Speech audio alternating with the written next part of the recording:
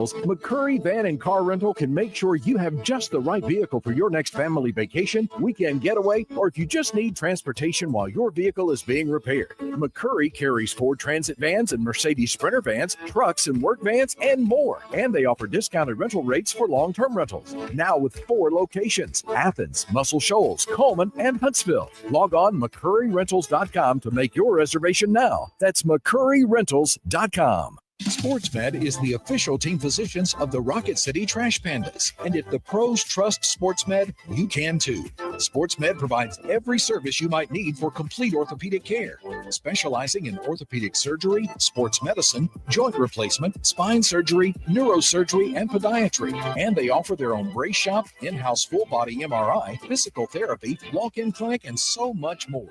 4 locations and on the web at sportsmedalabama.com. Mike Rowe here with a quick question. Have you noticed the musty smell in your home? I hope not, because damp smells mean that you could have a crawl space problem. That's where AFS comes in, a groundworks company. They can honestly assess your situation and create a plan to waterproof your crawl space and get to the root cause of the problem. Schedule your free inspection at afsrepair.com/row. And while you're there, check out my latest dirty job. It's a good one. Licensed in all states where work is performed. See website for details. Is your financial advisor offering you up to a 30% upfront bonus? Are they promising you up to 10% growth per year guaranteed for your retirement income? If not, you need a new financial advisor. I'm Jeff Jr., founder of Trajan Wealth. If you plan to retire within the next 10 years, don't wait only to find out it's too late. I've seen hardworking folks like you retire only to be required to go back to work, all because their advisor told them guarantees like these were too good to be true. They're not. That's up to $30,000 up front or up to $10,000 per year on $100,000, all guaranteed for retirement income. Don't work when you're supposed to be retired. If any financial advisor tells you it's too good to be true, they simply don't have the options we do. Call Trajan today, 256-208-9000, 256-208-9000. Advisory services offered through Trajan Wealth LLC, an SEC registered investment advisor. At Wheelchairs for Warriors, serving America's heroes is our mission. With your support, we serve veterans and first responders injured in the line of duty across the United States of America, providing them custom fit, complex rehab mobility solutions to ensure they rejoin their lives at the highest level of independent mobility and function possible. Join the mission at wheelchairsforwarriors.org.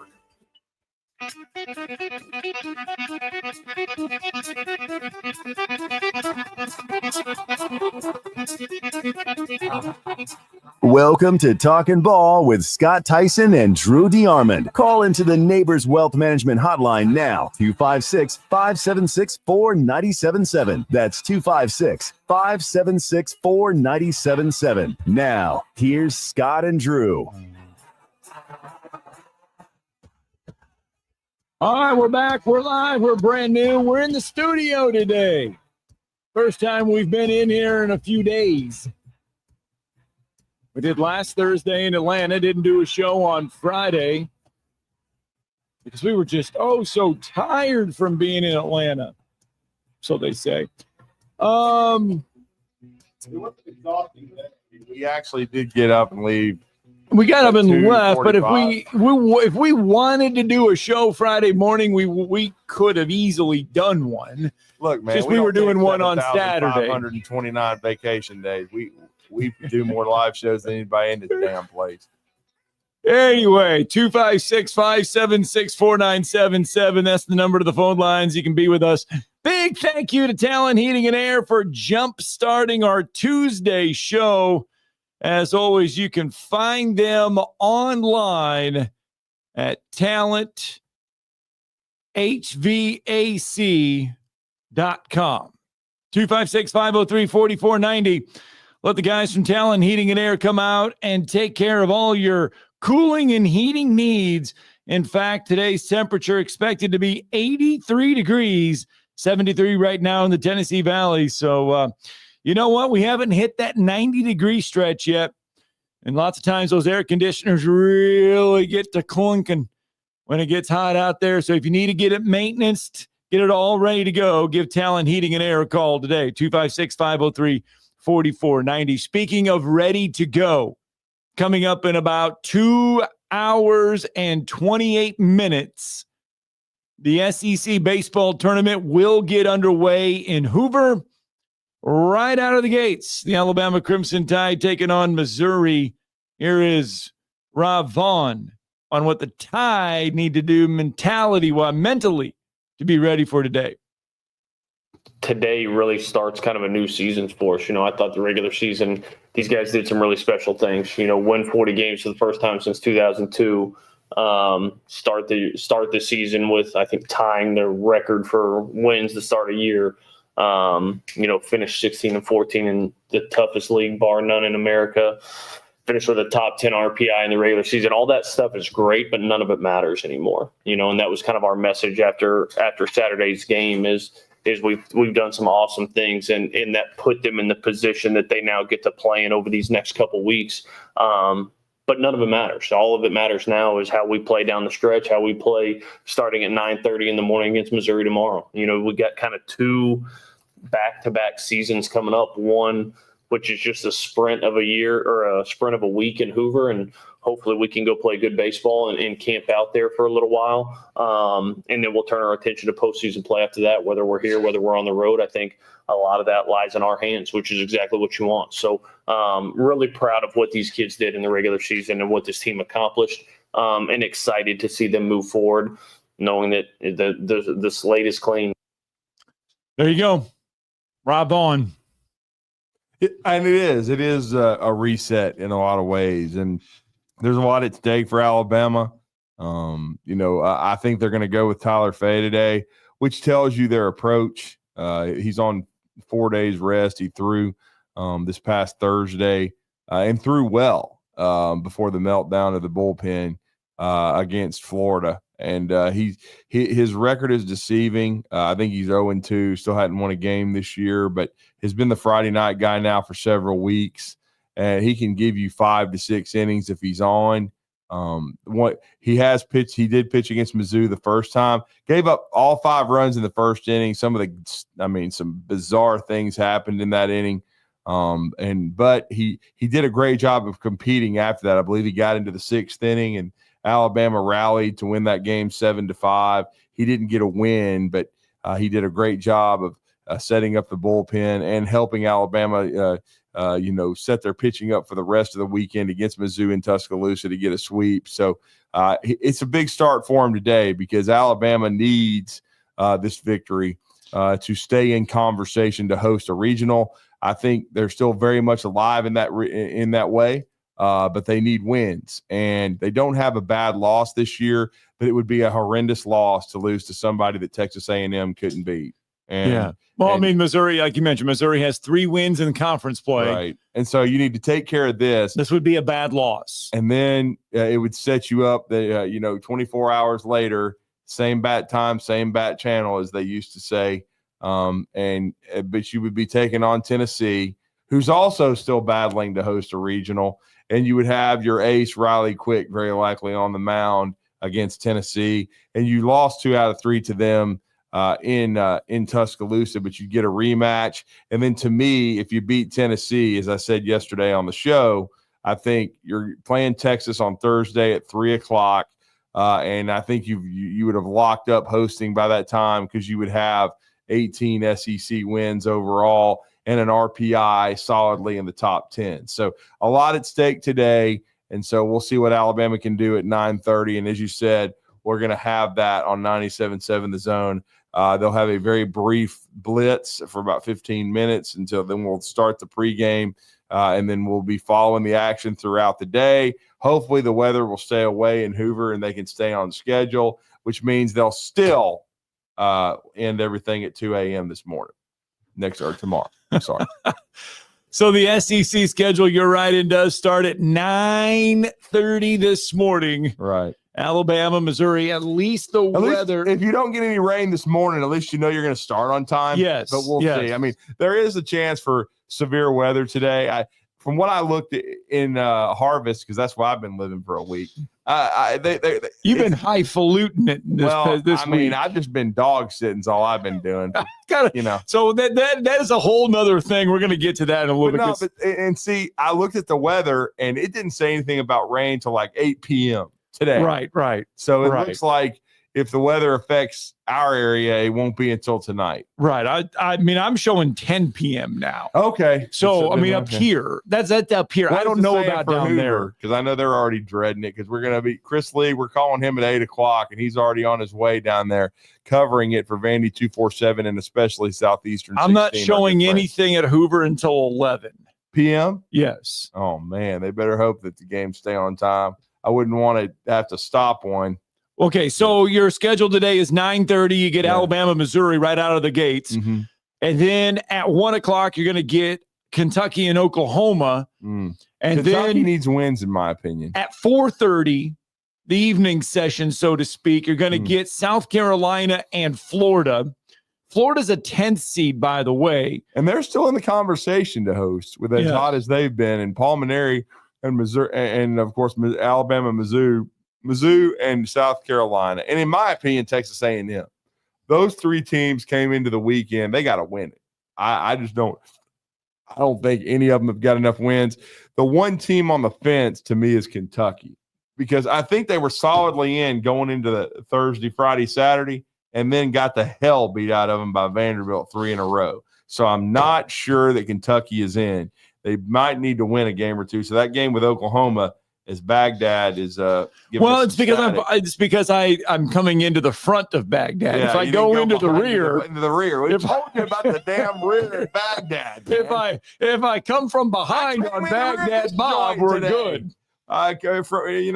Coming in from Rock Creek subdivision. Hell, I didn't know where the hell I was, but I got here. So anyway, okay, we're going to get to that. Florida and South Carolina then at 4:30. Your nightcap tonight at 8 o'clock. Texas A&M and Mississippi State. That'll be today's action.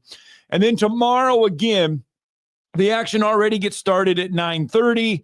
If Alabama would get a victory over the Tigers, which presume you would think should happen. Right. Alabama will take on the much loved, and I mean they are so loved in the SEC. Tennessee Volunteers. We got tomorrow, people that love them. God bless them. Tomorrow morning at 9:30. I was watching the replay. They get their ass beat by Arkansas last night. They're the most polarizing baseball team in America, college baseball. Yeah. Because you either love them or you hate them. I hate them. There's no middle ground when it comes to Tennessee baseball. There's no middle ground. You either love the show or you just hate the show. And then tomorrow, then it sets up for a 1 o'clock, a 4:30, and an 8 o'clock game tomorrow night at Hoover. And obviously, Tennessee, Georgia, Ole Miss, and Auburn are awaiting winners today. And so we'll fill out that bracket as we kind of go along.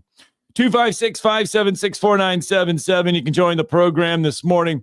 Pat from Tuscaloosa with us out of the gates. Good morning, Pat. Morning, Pat. Good How are you, man? Morning, guys. I've missed y'all. Yes, hey, Tennessee still wears puke orange. I don't care what you say, Drew. Oh, yeah. Hey, I called about my favorite subject. Hey, quarterbacks for 2026 class. And a fellow named Jet Tomala. I guess I'm butchering it, I'm sure. But I know you watch film on it. I want his receivers too, Drew. That nobody throws for 3,700 yards in high school. That, oh, my God. What do you think? Well, I mean, it's going to be interesting. I think the whole quarterback position in recruiting, they've taken a close look at a couple of kids.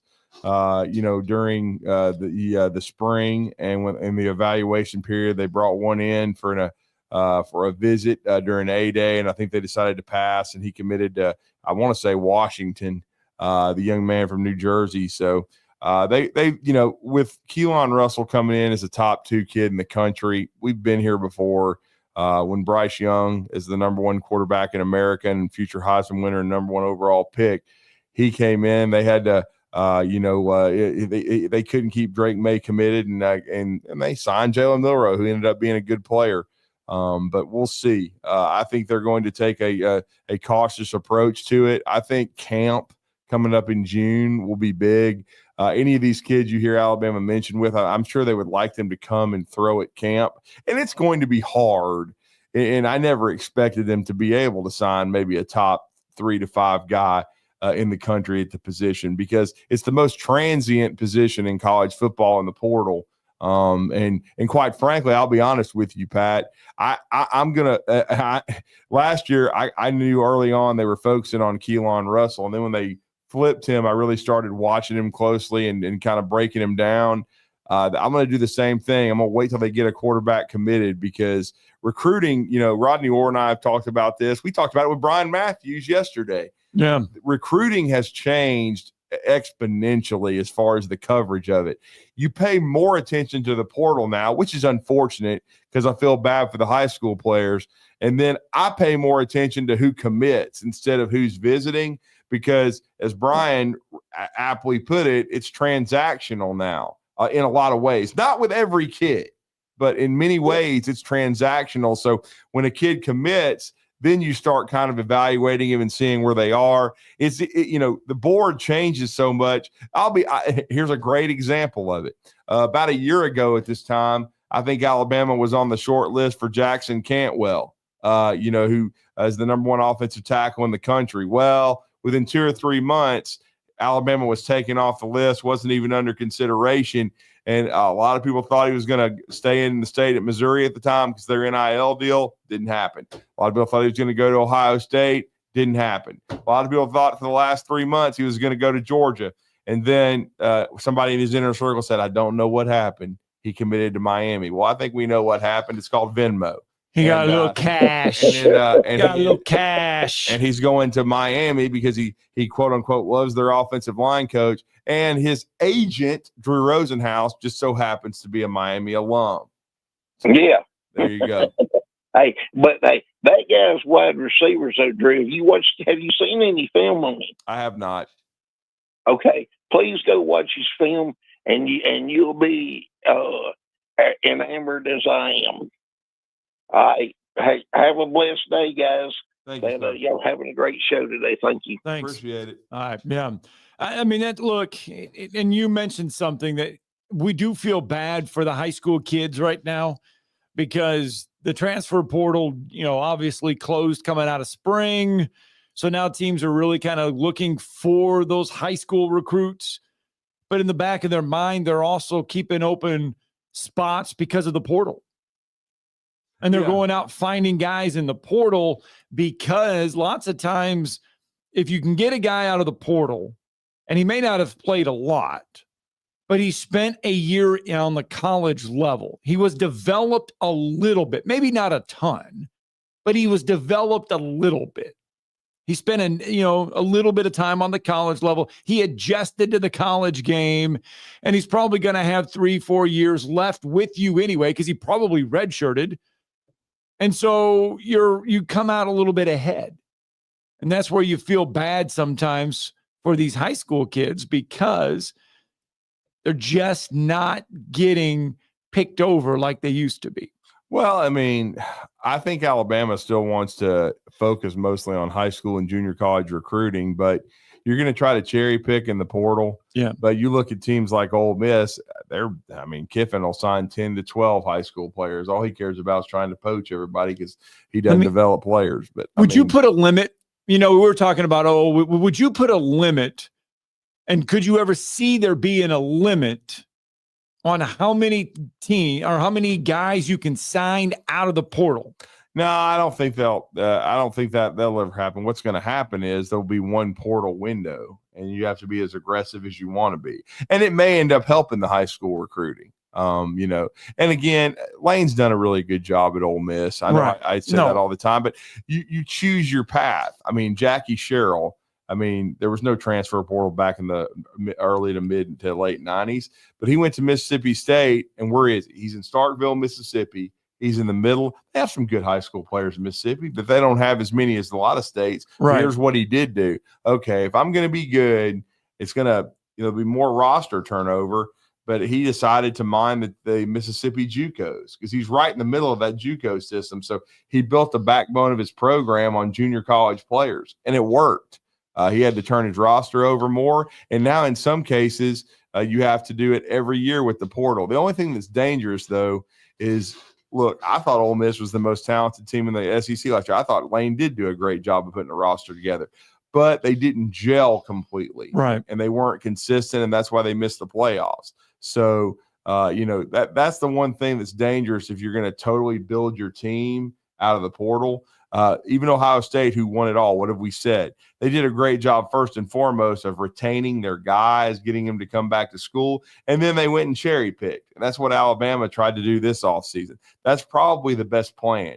Do a good job of evaluating your guys, getting them on campus and developing them, and then inevitably, because it's recruiting, right, if you miss on a player – or like somebody gets hurt or somebody decides, I'm exiting stage left. I don't want to stay here and compete. I want to go and take some money and go somewhere else.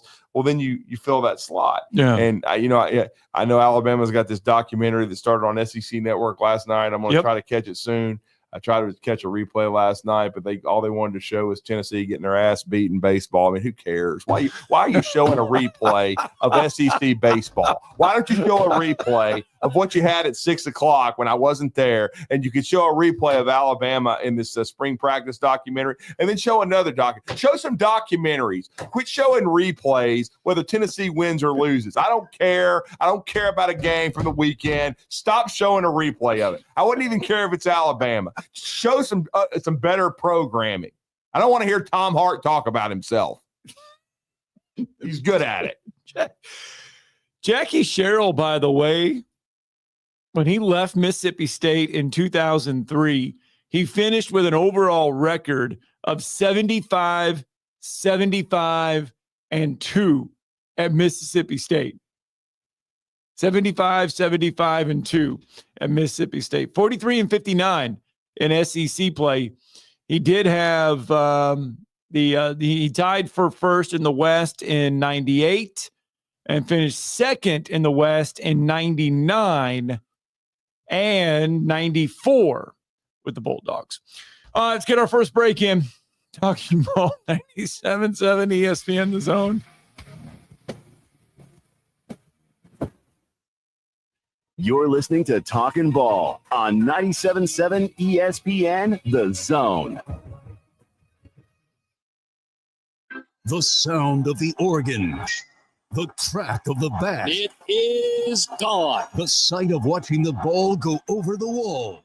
And the taste of peanuts and Cracker Jacks. There's nothing like it. Play ball! It's America's pastime. From the first pitch to the final out, you can hear every game right here on your home for Alabama baseball. Your home of the Alabama Crimson Tide is 97.7 ESPN The Zone. Tom Abraham here for my friends at Your Home Window Company. When it comes to replacement windows, exterior doors, or new window screens, Your Home Window is the answer anywhere in Huntsville, Athens, Decatur, or Hartselle. Your Home Window windows and doors are made here in the USA and come with a lifetime warranty. When replacing those old windows or doors, Your Home Window has the solution for you. In-home estimates are always free and financing is available. Learn more at yourhomewindow.com and see clearly with Your Home Window. Visit yourhomewindow.com to make an appointment today. Hi, folks. Bobby White back again for Woody Anderson Ford, inviting you to come test drive any one of our over 100 F-150s. From rock-solid, dependable work trucks to our state-of-the-art Platinum Series, we've got an F-150 for you.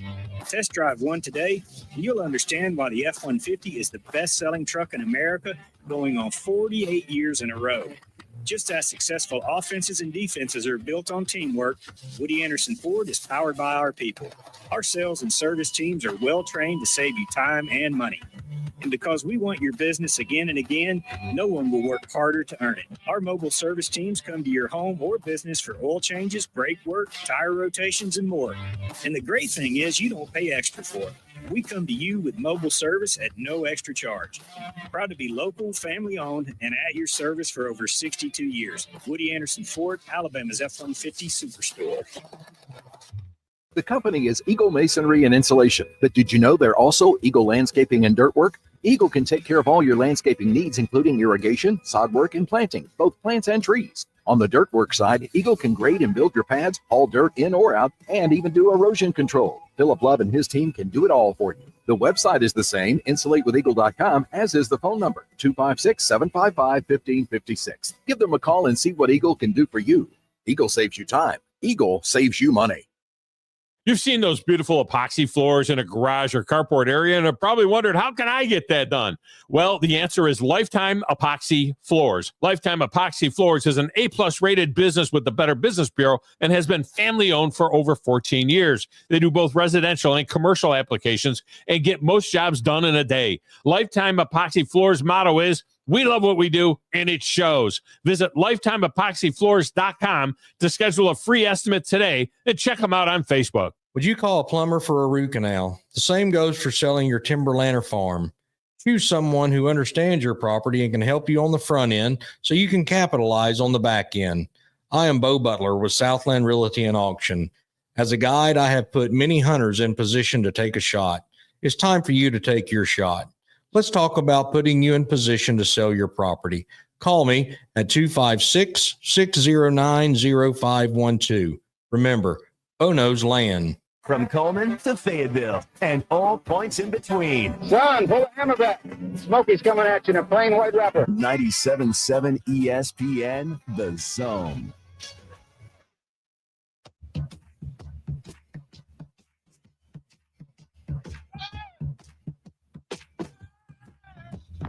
Oh, little Gary Glitter. Really about his only hit he ever had. It really wasn't even a hit until... That sounds like a name from the movie Magic Mike or something. It does sound like somebody that would dance, does it not? Yeah. Be a hell of a Chippendale name, wouldn't it? Or somebody that Prince kicked out. Gary Glitter. Anyway, so you have come in every morning with an adventure. You have been dog sitting, but Saturday cracked me up the best when you were talking about what kind of dogs are they? We have a beagle. Okay. Mix. Okay. We have a 75-pound, less than a year old Cane Corso that I have nicknamed Insane Asylum. Yes. And then we have a lab mix and then a black lab. So we have 4. So what has the one done to get nicknamed Insane Asylum? Well, that happened Saturday. That took 45 minutes. That's all I'll say. Every time I leave, you in the cage, bro. After that.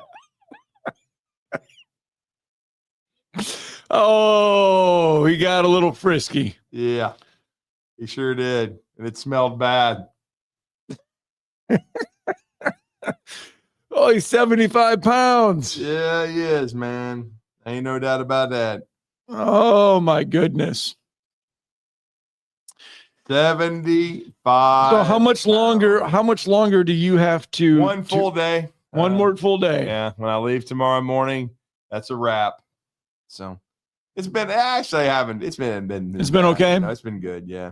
You know, it has not been bad. So I've enjoyed myself. And again, I've done it many times, and they always have an ever-changing crew because they're animal people. You got to love animal folks. Right. Good folks. And like I said, I've enjoyed getting to know a couple of the new dogs now, and really cool. And had a good morning this morning. And like I said, it was a smooth ride on in here in 25 minutes. But, you know, it's and they live in a nice subdivision out in Harvest. So, you know, it's been a nice change, a little side hustle going on. Oh, I'm seeing the dogs now. Yeah, sending out a little video there. Hey, but you've got a big screen though to watch. Man, there's a TV in every room, man. You've been able to watch the Atlanta Braves. I have on Fubo, remember? They're on again today. I did look that up for you. I did look it up because I was like, I did not know if they still made clothes. Right. But they do. Yeah. Oh, do they? Yes. I didn't know that. Yes. They still have the official FUBU store where you can buy clothes. Nice. Yes. Yes. So they've got new, I mean, I was like, wow. I mean, not only is it a TV channel, it's also an apparel company. But anyway. It is. And, and I probably should have educated the folks here. I didn't know. We didn't put it on the stream or anything. But in this video, first you see Lily. She's chilling. And then we scroll to the old man, which is Cooper. And then the nutwhack, which is, of course, he's asleep there. That's John, you can put that on the stream, can't you? And then the last one, of course, is Tucker. But yeah, Insane Asylum's real name is Coda, but he's Coda. Yeah, but he's and I shudder to think how big he'll get because Cane Corso's. How big do they luckily I've get? educated myself with YouTube and stuff. Even before this, I've been Right. watching YouTube videos and stuff. And Cane Corsos are big dogs. I mean, we're talking, I'd probably say over 100 pounds, 125. I just a guess. I mean, they're really big dogs. So don't piss them off. I'm just trying to see how big they can get. That was my guess. Right. So the average size is 25 to 27 and a half inches. Yeah. That's from top to bottom. I'm just trying to see. Mm-hmm. They often weigh more than 100 pounds. Told ya. Yeah. Mm-hmm. They say they're intelligent. Oh, they are. Loyal and eager to please. And they listen. Versatile and intensely loyal to their humans. They are. I can tell you, I mean. But are very assertive and willful and can end up owning an unwitting owner. Yeah, well, I'll just say they are assertive. They can be. But they respond well when you cuss them out. And so we had to have a couple of come to Jesus meetings. But we settled in, and he's doing a hell of a job now. So in other words, he was like you were. So in other words, he was that little kid when you were babysitting. Yeah. That was trying to get away with some new things because the babysitter may not have known. Of course. But you put your foot down. Mm-hmm. You established that you run the law. Yeah. There you go. Good job. Absolutely, man. Good job. Thank you. I've enjoyed myself. Good. Even if it's been a little hairy at times. Well, I mean, you get to watch the Braves, watch the dogs, be in the highfalutin. Yeah. And only bring a couple of snacks with you, unless you want to be attacked. So you eat away from the joint. So in other words, you don't walk in with a big bag of peanut butter and jelly M&Ms. Well, you can walk in with some snacks, but you have to be careful with the way you eat them, And then I had a Pop-Tart last night, Tucker almost had a heart attack. Like, you can't have a Pop-Tart, man. Why? Dogs can have Pop-Tarts. Dog doesn't need a damn Pop-Tart with some jelly in it. Come on, man. Anyway, 7:30 I've been feeding these dogs snacks like dog snacks. I mean, I've been taking care of them. So they're well taken care of, well fed. And I think they've enjoyed me. And so I appreciate Wes and his family, Seaton, that is, for allowing us and allowing me to dog sit. All right, 256-576-4977. You can join the program here on what is today? Tuesday morning. I keep thinking it's Wednesday, but we're only on a Tuesday. When we come back, we're going to get to your phone calls plus Chat GPT. It's something you can use on your phone. And somebody asked, one of these sports people, they've asked Chat GPT to predict the next 10 college basketball national champions. Wow. Wait till you see who's on the 10. As I know, they're reliving the top 10 Pacers Knicks moments. That's some classic stuff I watched when I was a kid. Patrick Ewing, John Starks, Reggie Miller. Unlike this manure now. I mean, that is some. Let's get a break in. When we come back, we'll get to your phone calls. It's Talking Ball 97.7 ESPN, The Zone.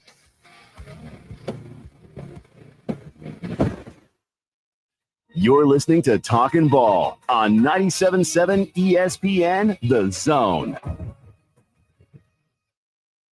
From the Fox 54 Weather Center, I'm Chief Meteorologist Jordan Dressman. Severe weather comes to an end as we head into the overnight. Temperatures drop into the low mid-60s. Got a low temperature right around 64 degrees. Wednesday, going to be wonderful. Plenty of sunshine. Temperatures climbing into the upper 70s and lower 80s, dropping into the low 60s as we head into the overnight. A mostly sunny sky Thursday afternoon. Temperatures actually going to be a few degrees below average. Highs climbing into the mid-70s, dropping into the low 50s as we head into the overnight. A mostly sunny sky Friday afternoon. Temperatures hanging out in the low 70s. I'm Chief Meteorologist Jordan Dressman on your home for ESPN Radio, 97.7 ESPN, The Zone. Specializing in simple and affordable rentals, McCurry Van and Car Rental can make sure you have just the right vehicle for your next family vacation, weekend getaway, or if you just need transportation while your vehicle is being repaired. McCurry carries Ford Transit vans and Mercedes Sprinter vans, trucks and work vans, and more. And they offer discounted rental rates for long-term rentals. Now with 4 locations: Athens, Muscle Shoals, Coleman, and Huntsville. Log on McCurryRentals.com to make your reservation now. That's McCurryRentals.com.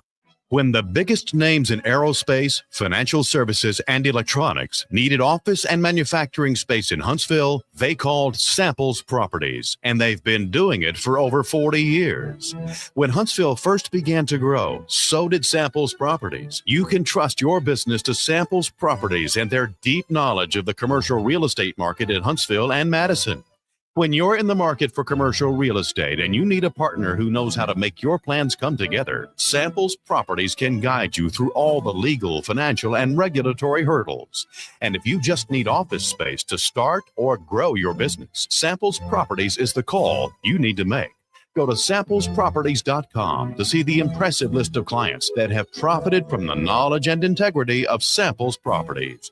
For commercial real estate development and consultation, trust your business to Samples Properties, with offices on Madison Street in downtown Huntsville. Samplesproperties.com. Are you tired of chasing a roofing contractor to show up on time or even show up at all? I'm Sam Fleming with Fleming Roofing and Restoration. Our motto at Fleming Roofing is "We show up." Our goal at Fleming Roofing is to provide the reliable customer service that you deserve, and we have the resources to meet all of your roofing needs: residential, commercial, industrial, replacement, or repairs. We are manufacturer certified for roof coatings, single-ply membranes, and asphalt shingles. Whenever you need a roofing professional you can count on, call Fleming Roofing and Restoration. We are committed to finding the solution that meets your needs. We don't have quotas or heavy-handed sales tactics. Fleming Roofing. We have expert experience. We show up. Free estimates. Residential, commercial, industrial, replacement, or repairs. Check us out at FlemingHSV.com. FlemingHSV.com. When you need a quick response, it's Fleming Roofing and Restoration. We show up. I'm Abraham here for Valley Equipment Rental. You know, if you're a contractor installing fences, you need Valley Equipment Rental for augers of all sizes. And if you need a forklift to get those shingles up high on a roof, Valley Equipment has 10K lifts that reach to 56 feet. Valley also has lifts that have a roofing height of 35 to 55 feet as well for power washing those 2-story homes or doing whatever else you need to do. Lifts, forklifts, tow-behind lifts, 35 feet and up. They have your lift at Valley Equipment Rental. 2 locations, North and South Parkway. Valley Equipment Rental. Hey there, everybody. Bob Baumhauer here, letting you know that we understand that times are tough and we truly believe value matters. So, by popular demand, we brought back our Inflation Bites menu featuring scratch-made meals that will make the whole family smile and your wallet, too. Menu items start at just $7.99 and any entree comes with a free beverage. Try our classic tailgate burger for just $8.99 or our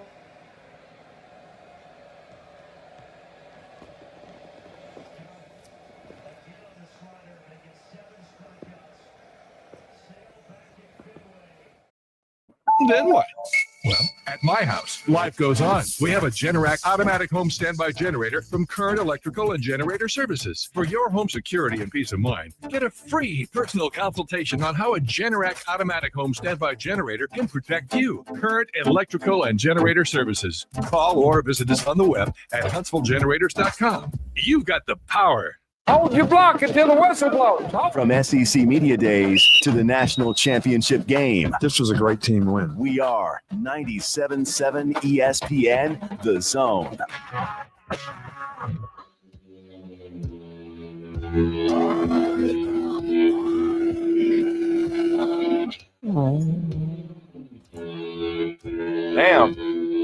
That sounded like in passing gas last night. What you did, not this. What, I passed gas? No. Oh, Let's go to passing gas, man. Oh, let's go out I to the knew I phone. had to take him back outside. Let's go out to the phone lines. Big dogs, big mess. Yeah. Brandon with us this morning. Good morning, Brandon. Disinfectant, bro. Well, speaking of big dogs, so yesterday.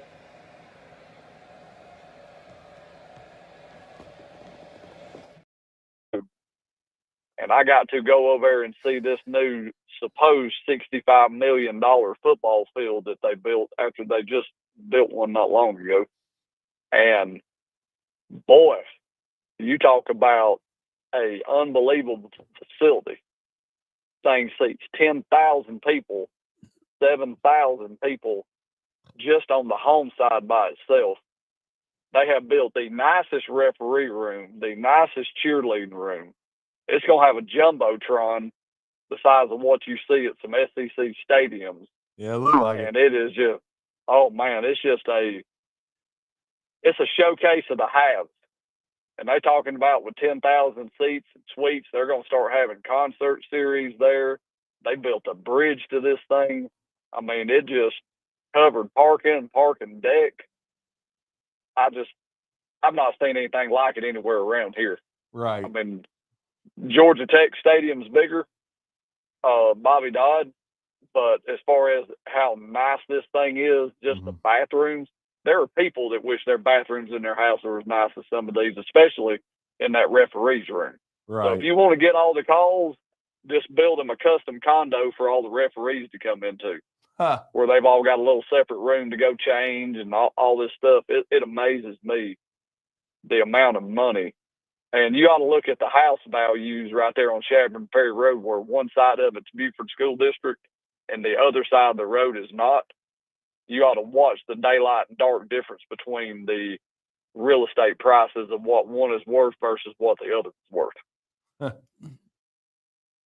No question. We went to state championship last night and got our butt handed to us with both hands. Total sweep. Oh, so it was 2-0. Lost it 2-0. It was 2-0.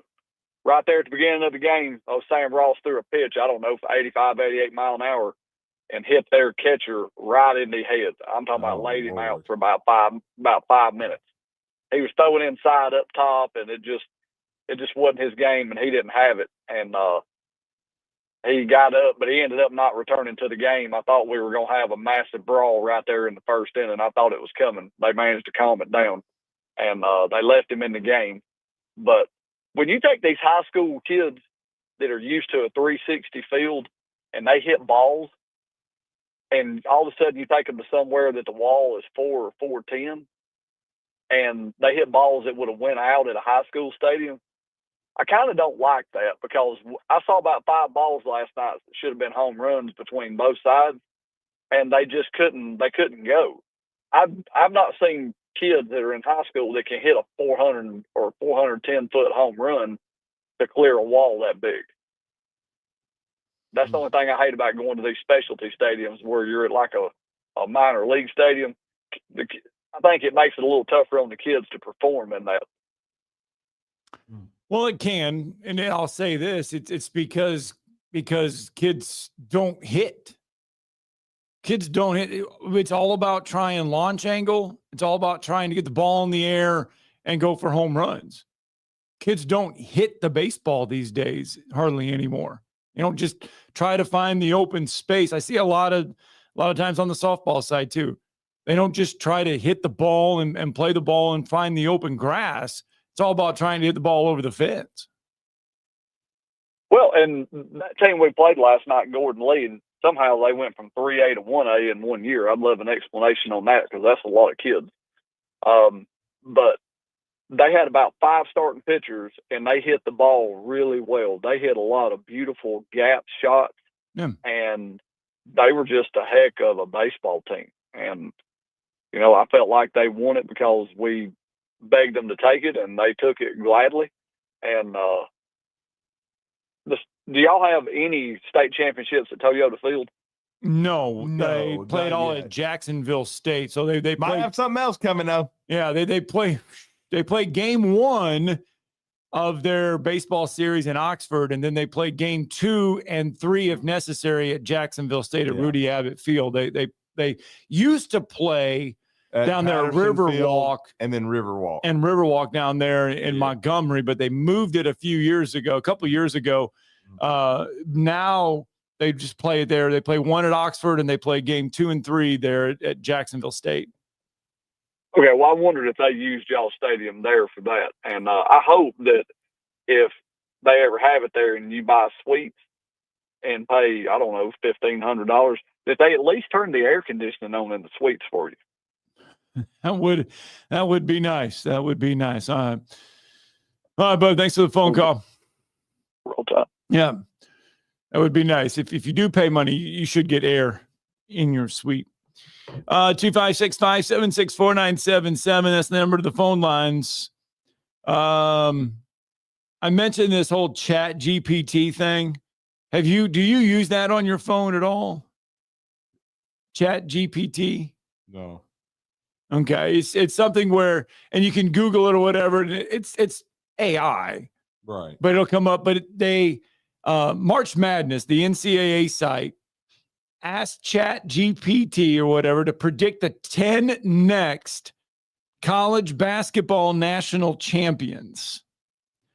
And coming up this next year, it predicts Duke to win it in 2026, followed by Houston, Purdue in 2028, Kansas in 29, Kentucky in 2030, UConn in 31, Arkansas in 32, Florida in 33, Arizona in 34, and Alabama in 2035. How the hell can you do that when you don't even know who your coach is going to be? Hopefully Nate Oates will still be there, but you don't even know who the hell is going to be on your team. That's the stupidest thing I've ever heard, especially with the transfer portal. Good Lord. Oh, so in 2035, whoever is leading Alabama, if it's still Nate Oates, Chat GPT says Alabama will win a national title in 2035. Good grief, man. What? This AI stuff. Whatever. Mark it on your. We'll have to make sure we're still doing what we're doing in 35 to see if that one comes through. You know, I've watched some of these YouTube videos of these AI voices. Sounds like a bunch of monotone, knuckle brains to me, man. Well, you know what though? They're using AI. Yeah. Some people pass away and their voices have been, used. I think NBC is using the guy that did the lead-in videos, the intros, the voices for NBA on NBC. He's passed away, but NBC is going to use his voice via AI to do all of that intro stuff for NBA on NBC. And whose voice? Oh, I've got to look it up. I've got to look it up, but I can do that. It's hard for me. When you say NBA, I just zone out.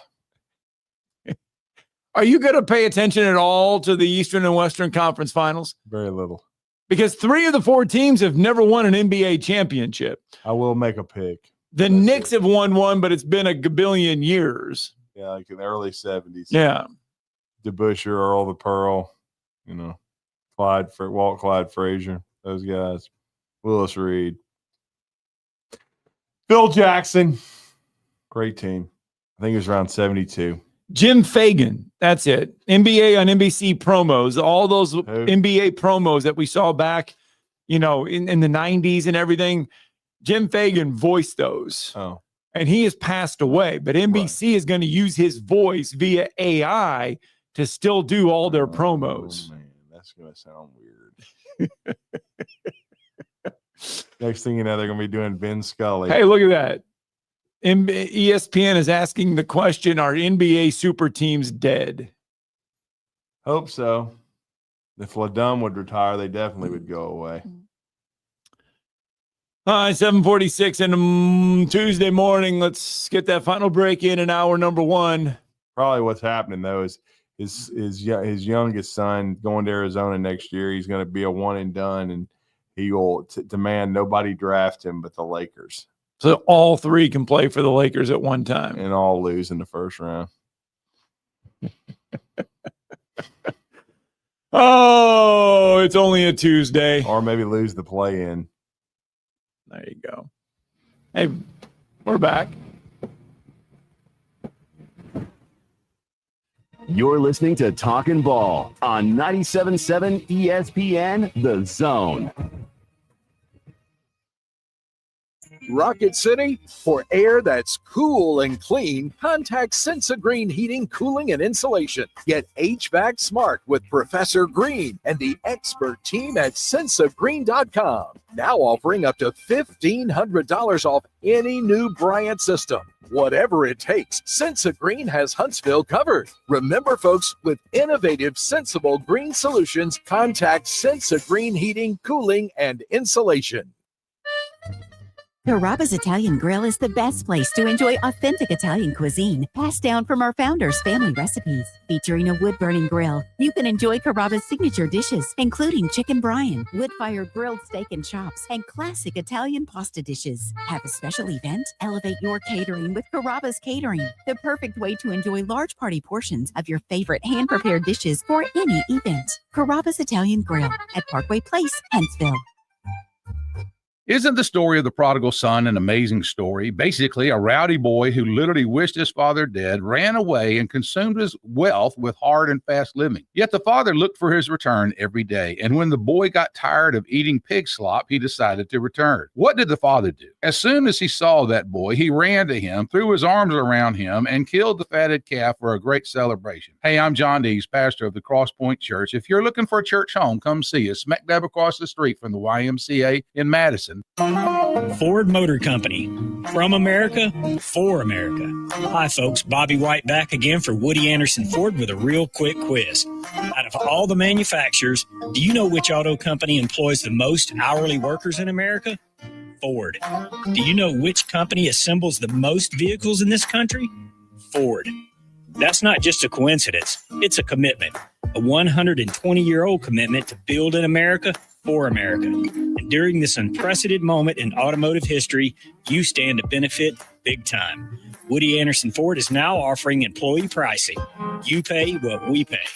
We've got over 190 F-150s for you to choose from with generous finance rates and the best deals of the year on America's best-selling truck for 48 years in a row. Employee pricing can save you thousands off MSRP, and with over 600 Fords for you to choose from, there's a good chance you'll find just exactly what you're looking for. This offer ends May 31st, so hurry in. Woody Anderson Ford. Since 1986, Full Moon Barbecue has been cooking quality meats low and slow over a hickory wood-fired pit. From ribs and wings, brisket, turkey, catfish, and sausage to the best butts in town. If you're planning a holiday or a birthday party, Full Moon has a large banquet room. And Full Moon is ready for your next catering or tailgate. Just call us and we'll take care of everything. 256-713-0070. Full Moon Barbecue on the Parkway next to Costco.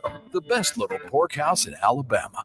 Specializing in simple and affordable rentals, McCurry Van and Car Rental can make sure you have just the right vehicle for your next family vacation, weekend getaway, or if you just need transportation while your vehicle is being repaired. McCurry carries Ford Transit vans and Mercedes Sprinter vans, trucks and work vans, and more. And they offer discounted rental rates for long-term rentals. Now with 4 locations: Athens, Muscle Shoals, Coleman, and Huntsville. Log on McCurryRentals.com to make your reservation now. That's McCurryRentals.com. Tom Abraham here for my friends at Your Home Window Company. When it comes to replacement windows, exterior doors, or new window screens, Your Home Window is the answer anywhere in Huntsville, Athens, Decatur, or Hartselle. Your Home Window windows and doors are made here in the USA and come with a lifetime warranty. When replacing those old windows or doors, Your Home Window has the solution for you. In-home estimates are always free and financing is available. Learn more at yourhomewindow.com and see clearly with Your Home Window. Visit yourhomewindow.com to make an appointment today. This segment of Talkin' Ball is brought to you by University Kia, the #1 volume Kia dealer in the state of Alabama. Located online at universitykia.com.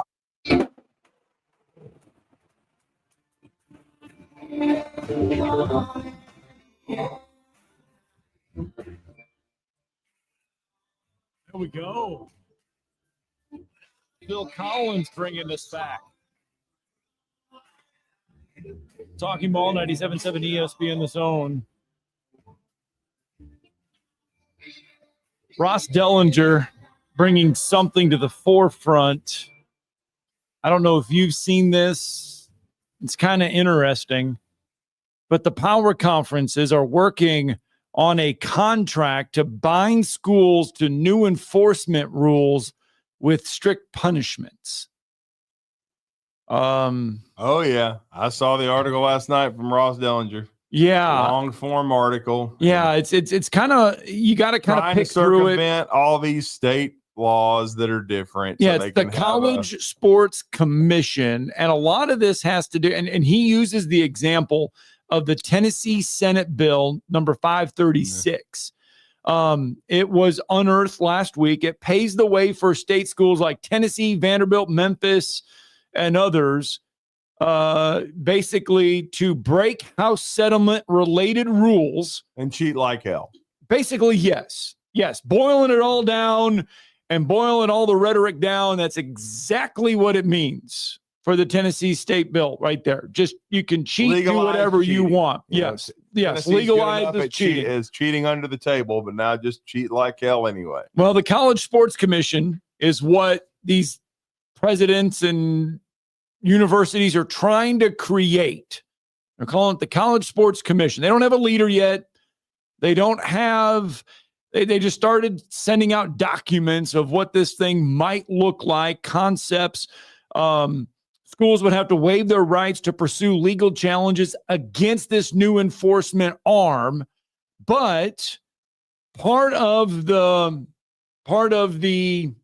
I guess you could say, punishment would be that this commission could kick you out of a conference. Evict you. They could evict you from a conference if you don't follow their rules, aka what this Tennessee state bill could. So it's now been asked, and it's been circulating because Tennessee is in the forefront with this bill. Would the SEC kick Tennessee out if they follow through with all of this rhetoric? Well, the bottom line is, if you read the article, that the presidents and the athletic directors, they want everyone to sign this thing. Yes, they do. Because they want uniform rules. That's what this whole thing is about. Yes, indeed. I mean, and that's these the athletic directors, even the coaches, the administrators. They don't give a rat's crap about what Tennessee just signed into law, which is basically just no holds barred. I mean, and think about that. They could have the no holds barred, but they don't want to have it as schools because they know it's not sustainable. Right. And so what it is that this house settlement, once it's passed, if it's passed, would give the schools $20 million annually to pay your athletes. Everybody's still getting paid. There's just got to be some guardrails. And it would be a cap. It would be a cap, basically. You would have 20 million, whatever.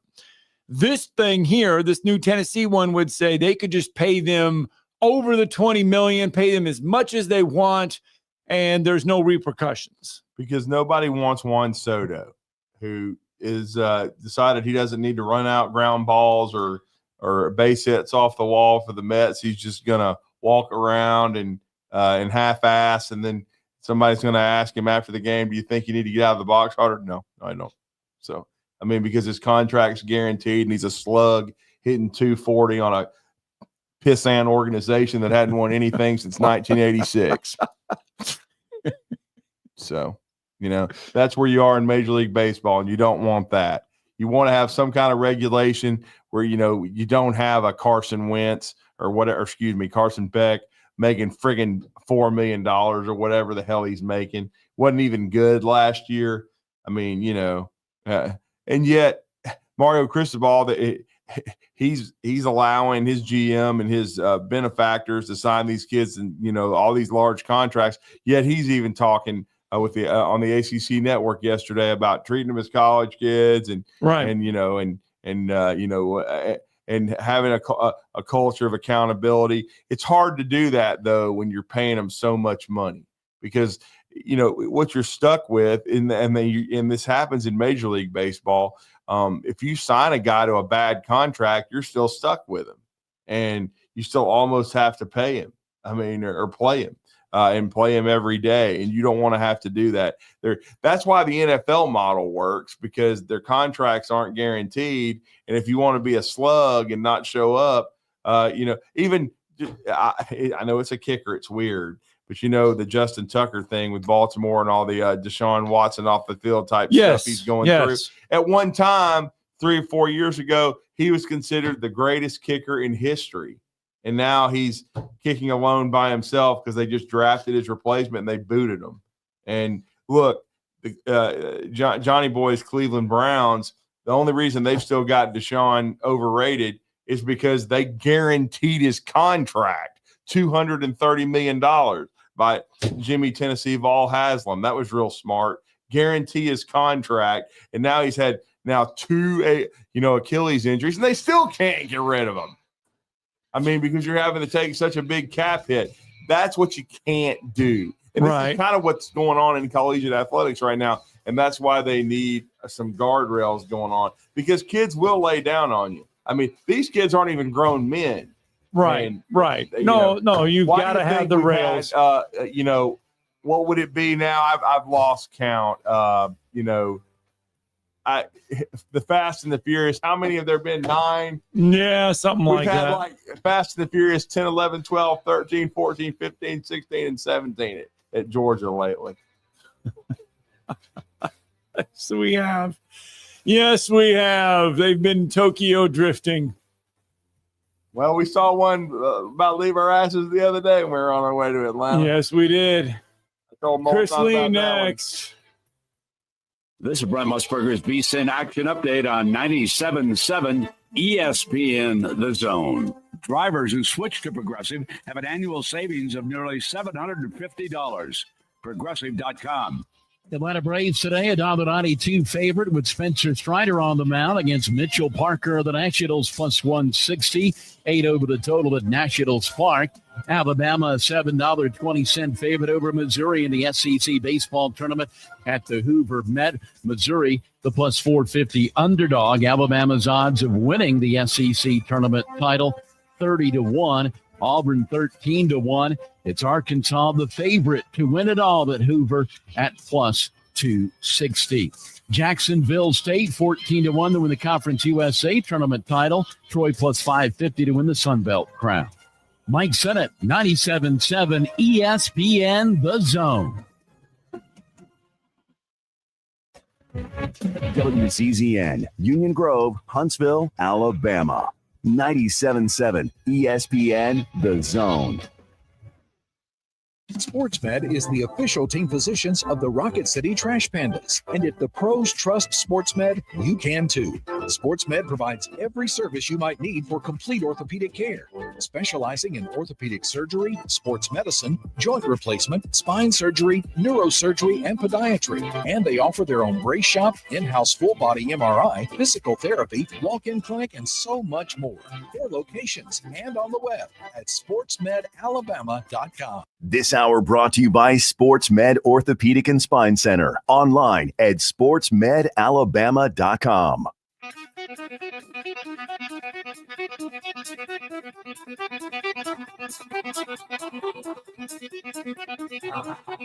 Welcome to Talkin' Ball with Scott Theisen and Drew DeArmond. Call into the Neighbors Wealth Management Hotline now, 256-576-4977. That's 256-576-4977. Now, here's Scott and Drew.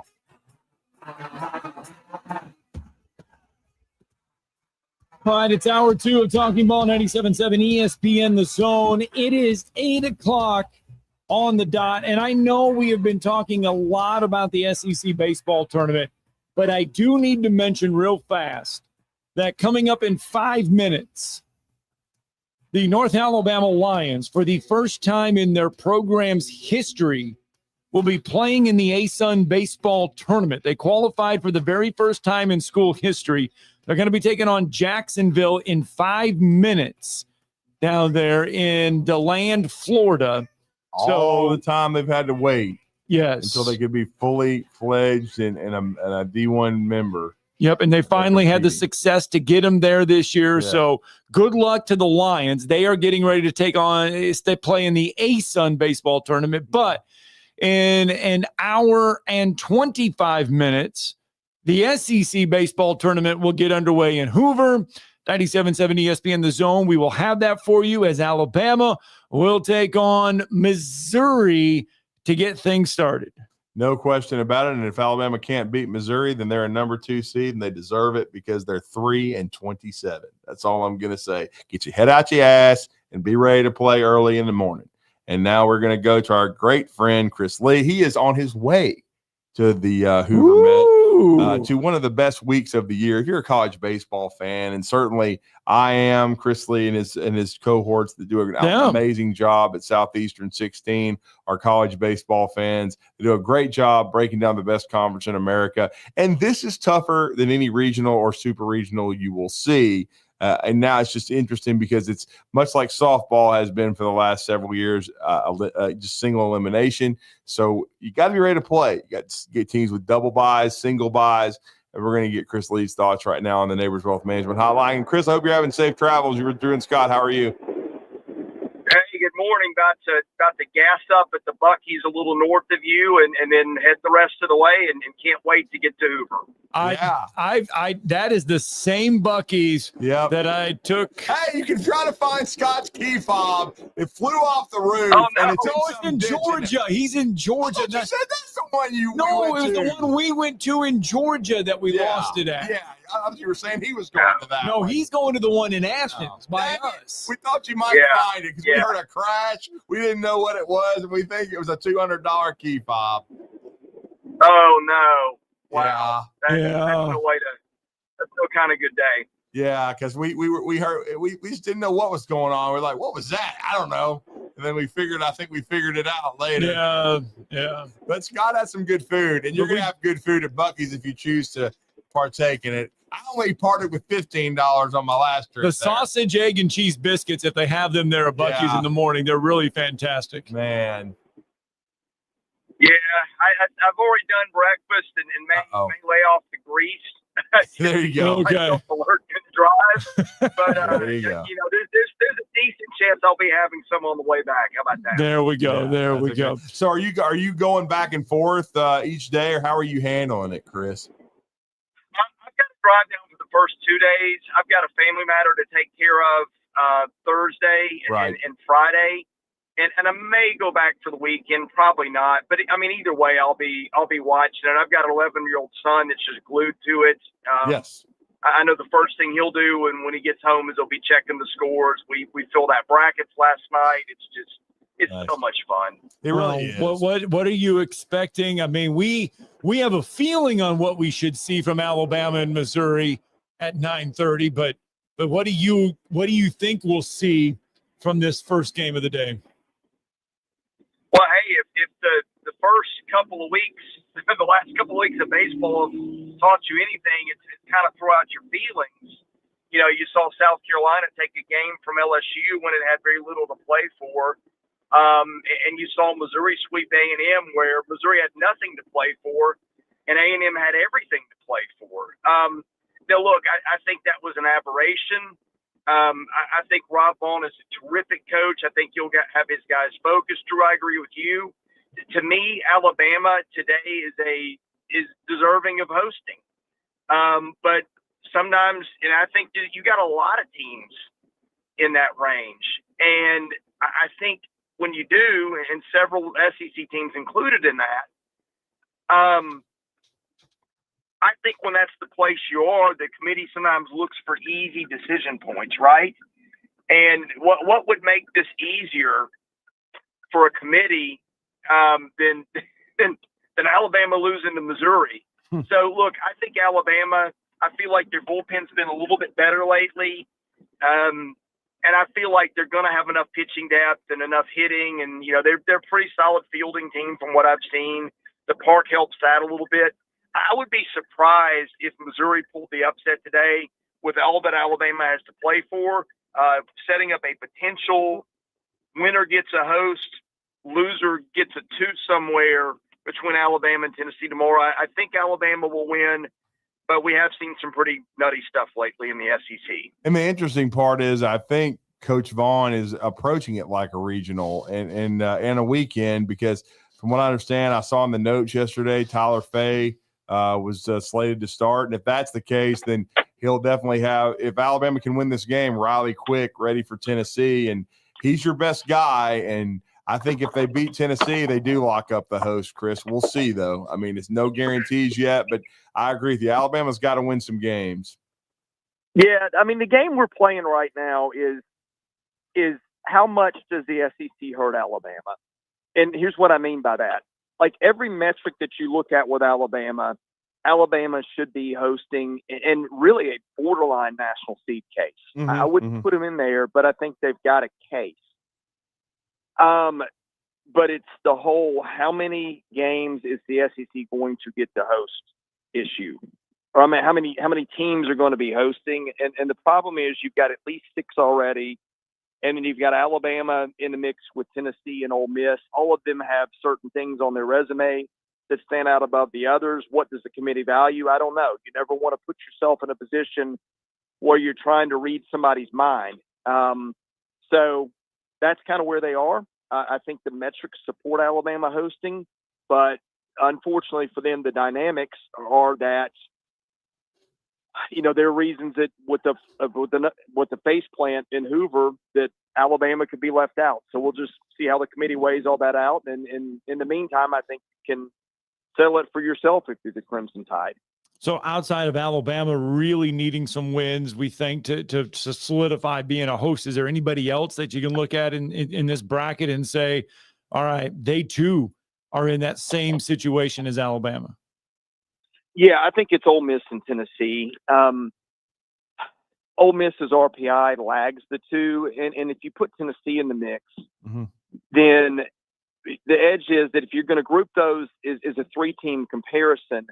Tennessee has taken series from both of those, and oh, by the way, took them both at Ole Miss and Alabama. Now, look, that's been a ways back in the rearview mirror. Tennessee's lost 6 of the past 7 series. You watch them; they have trouble with basic defensive issues that good teams are able to pull off without a hitch. Their bullpen has not been good.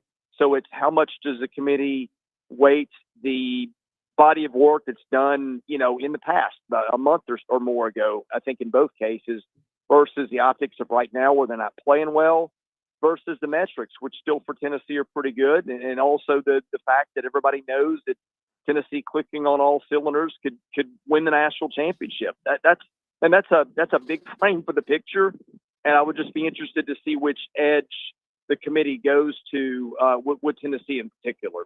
Well, and then with Kentucky, Oklahoma coming up, going into the weekend, Thursday, Friday, Saturday, I thought Kentucky was solidly in. Then they get annihilated by Vanderbilt. Of course, a couple of those were walk-offs, but they get swept. Are they in, or do they need to win some games? I got the feeling they need to win some games, just like Texas A&M, South Carolina, to me, and of course Missouri. They've got to win the tournament, in my opinion. But what about Kentucky? Where do they sit in your mind? I think they're in, Drew. Now they're in for now, and things could change. You could have stolen bids. You could have all kinds of stuff, but the RPI is really good. You know, they've got some good series wins. If you watched them play, and I did last weekend, while they got swept by Vanderbilt, they were 3 swings away from winning that series and have a sweep in Nashville. And then we're looking at Kentucky very. That's a heck of a swing for the season, right? Right. I mean, I think we know that they're good enough. And so I think, you know, the committee does watch baseball. I think if you watch baseball, Kentucky deserves to be there. But we'll see what the committee thinks. I think you beat Oklahoma today. You'd be 4-0 against the Sooners. I don't know that that's to drop the Sooners because they're 14-16. But I think it would Kentucky out at that point. And I think difficult to leave them out today if I'm making a decision anyway. We asked this with the basketball tournament because it's hard to go through from the beginning to the end to win the whole thing. Texas, Vanderbilt, Arkansas, LSU, they all have the double byes. They don't play till Thursday and Friday for Arkansas and LSU. So, I mean, they're all getting some rest between now and then. I mean, Chris, is it unthinkable for a team to come through Tuesday and Wednesday to win this whole thing, or these teams with the double byes? I mean, is this just setting it up for them to win this whole thing? I think it sets up the teams with the double byes to win.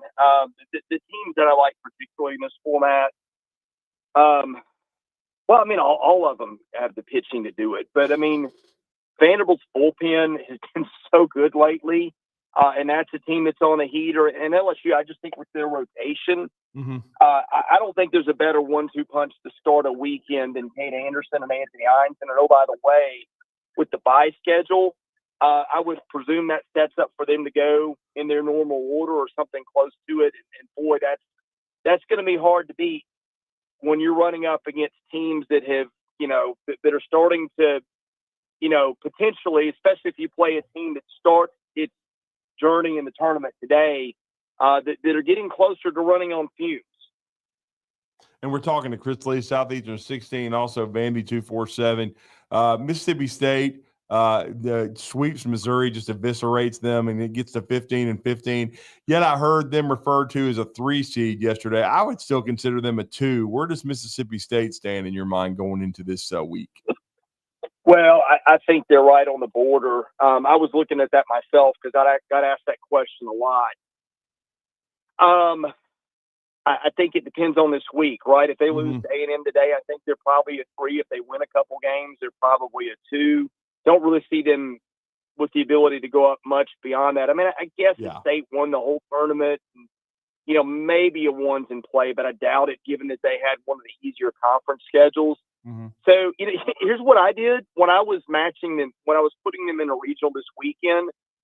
I put them in as a 2 and Northeastern in as a 3 because those were the 2 teams that I had on the cut line. Northeastern is 45-9 and has won, I think, 24 games in a row or did at some point or something like that. And look, that's not a whiz-bang conference, but some of the metrics that like DSR, which is D1's quality rating, has got them like as a 16 or 17 nationally, which is really hard to do from a team, in the tier conference that they're in. So I just kind of split the difference with my projection this weekend and just said, hey, I'll let them battle it out in a regional somewhere and decide it. There'll be a lot of baseball to be played between now and then, and it probably won't come down to that. But I think they are right there on the edge with this week probably determining where they go. And then Vanderbilt, you just talked about them being on a heater. It looks like they're going to be a top 8 national seed now, Chris. Yeah, that's a slam dunk. Vanderbilt could lose its game, and that's not going to change. Their resume of metrics is unbelievable. I think they've won, if Xavier gets in the tournament, like something like 23 games against teams that would be 1s, 2s, and 3s, which is, more than anybody else. Even if you take the Xavier sweep out, I think they still lead the country there. It's been a better team, I think, than people have realized, including their own fan base. Tim Corbin does this a lot, guys. Drew, you've seen it. They figured out at the end of the year, they go through combinations, they let guys succeed or fail in roles, and at the end of the season, he knows what he's got. And it's not a perfect team. It's nowhere close to his most talented team, but it's a team that can beat just about anybody right now. And they've got 2 guys in their bullpen waiting in Sawyer Hawks and Connor Fennell, who could each throw you. I mean, Fennell's gone 7 innings this year and almost been untouched. Hawks is capable of giving you 3 or 4 innings of just flat out dominance. His ERA is about $1.50 in 40 innings or so. You got those guys sitting back there. All you need is for a J.D. Thompson to throw like he can throw, and for a Cody Bowker to give you 4 to 5 good innings, which they haven't always been good lately. I think they are positioned really well with the way they defend and pitch, and particularly like you got a conference tournament, it's a pitcher's park. If they get to Omaha, they're going to be playing in Nashville all the way to Omaha. If they get there, That's a pitcher's park. Plays very well to their strength. Watch out for them. They're not the most talented team around, but I like the way it's coming together, and I like the venues they're going to be playing in the rest of the way. Wow. Yeah, and then you've got Ole Miss, who I thought really helped themselves beating Auburn 2 out of 3. Auburn was red hot coming in, and it looked like they had locked up a national seed. They still a top 8. Their resume, strength of schedule, RPI still looks to be that way. But so do you still have Auburn as a top 8? And with Ole Miss, what do they need to do to potentially maybe host? I think Auburn is the top 8 right now. I think I had them 5 or 6. They're in that LSU Georgia tier, which is really confusing to figure out when you start comparing those head to head, because Auburn's got the best metrics. Yeah. It also swept LSU. I think most people would tell you LSU is the best team of the group. And I don't have this in front of me, but I think they got beaten by Georgia in the series too. Georgia didn't play LSU. I think that of those 3 teams, in terms of quality, I would go LSU, Auburn, Georgia. And that's probably biased because I tend to lean more towards teams with good pitching, and Georgia clearly is 3 of that group, number 3 of that group. And LSU is a better team, but again, Auburn swept them head to head. So I don't know how they sort through all that.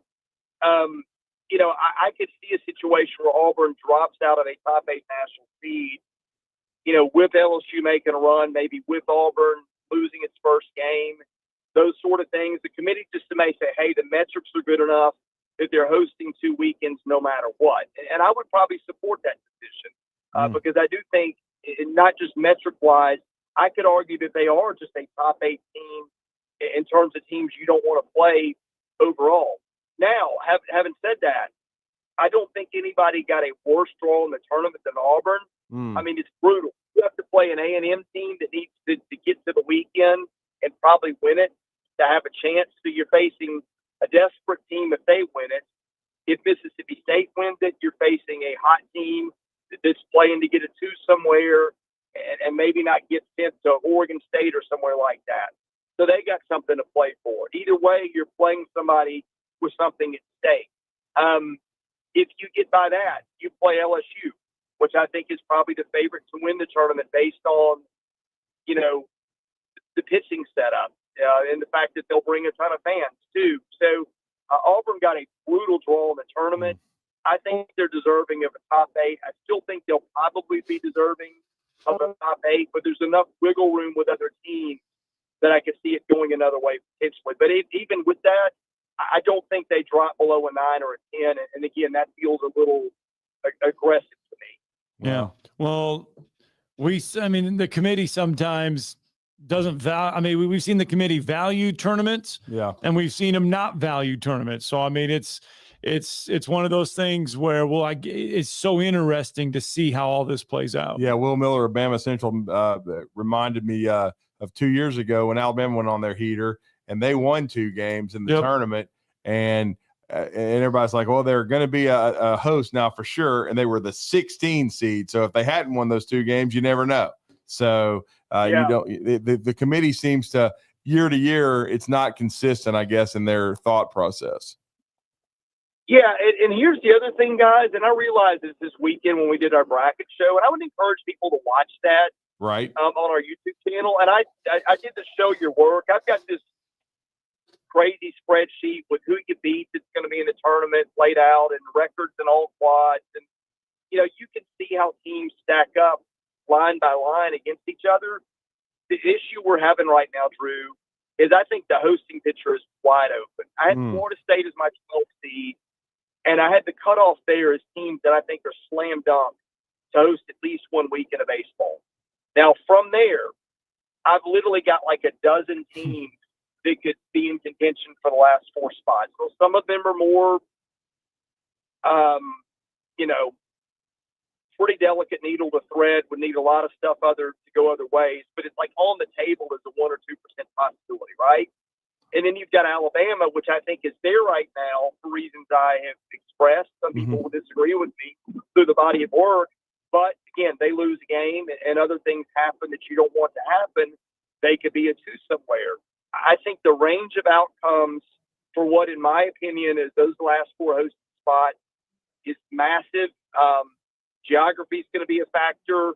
I think Dallas Baptist is the team to watch out. I think they kind of, for geography's sake, need another non-SEC team in the Midwest. Dallas Baptist has won its league. I think if it wins its conference tournament, then that's an easy answer for the committee. A team that's in the RPI range, in the KPI range, that has 2 trophies to show for it and has beaten some good teams. So there's a lot of stuff outside the SEC that is going to affect how this all goes down. And final question. I'm assuming it seemed like you let the cat out of the bag. You like LSU? I do.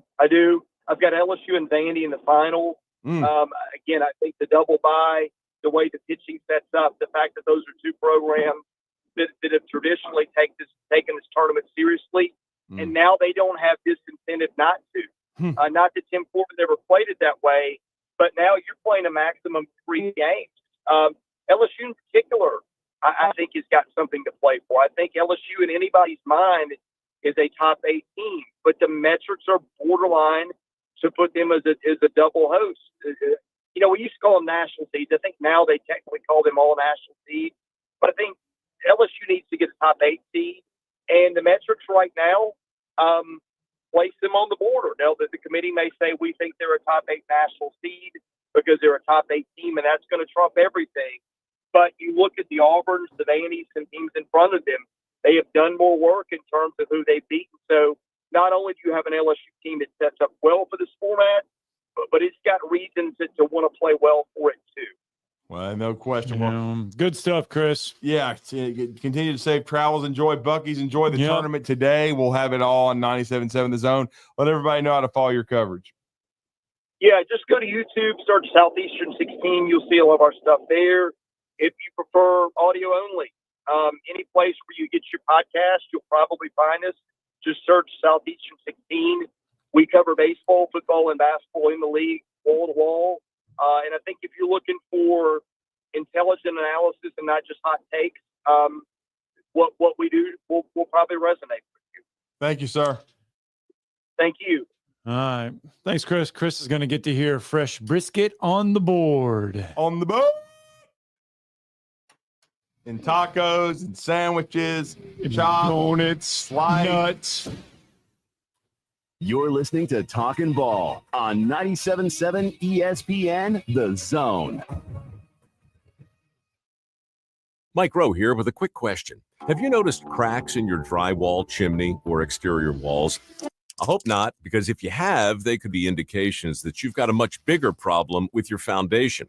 That's where AFS comes in, a groundworks company. They can honestly assess your situation and create a plan to stabilize your foundation. Schedule your free inspection at afsrepair.com/row. And while you're there, check out my latest dirty job. It's a good one. Licensed in all states where work is performed. See website for details. Hi, folks. Bobby White back again for Woody Anderson Ford, inviting you to come test drive any one of our over 100 F-150s. From rock-solid, dependable work trucks to our state-of-the-art Platinum Series, we've got an F-150 for you. Test drive one today, and you'll understand why the F-150 is the best-selling truck in America, going on 48 years in a row. Just as successful offenses and defenses are built on teamwork, Woody Anderson Ford is powered by our people. Our sales and service teams are well-trained to save you time and money. And because we want your business again and again, no one will work harder to earn it. Our mobile service teams come to your home or business for oil changes, brake work, tire rotations, and more. And the great thing is you don't pay extra for it. We come to you with mobile service at no extra charge. Proud to be local, family-owned, and at your service for over 62 years. Woody Anderson Ford, Alabama's F-150 Superstore. Is your financial advisor offering you up to a 30% upfront bonus? Are they promising you up to 10% growth per year guaranteed for your retirement income? If not, you need a new financial advisor. I'm Jeff Jr., founder of Trajan Wealth. If you plan to retire within the next 10 years, don't wait only to find out it's too late. I've seen hardworking folks like you retire only to be required to go back to work, all because their advisor told them guarantees like these were too good to be true. They're not. That's up to $30,000 up front or up to $10,000 per year on $100,000, all guaranteed for retirement income. Don't work when you're supposed to be retired. If any financial advisor tells you it's too good to be true, they simply don't have the options we do. Call Trajan today, 256-208-9000, 256-208-9000. Advisory services offered through Trajan Wealth LLC, an SEC registered investment advisor. Attention, may I have the camp's attention? Your home of the college football playoffs. Playoffs? Is 97.7 ESPN The Zone. Playoffs?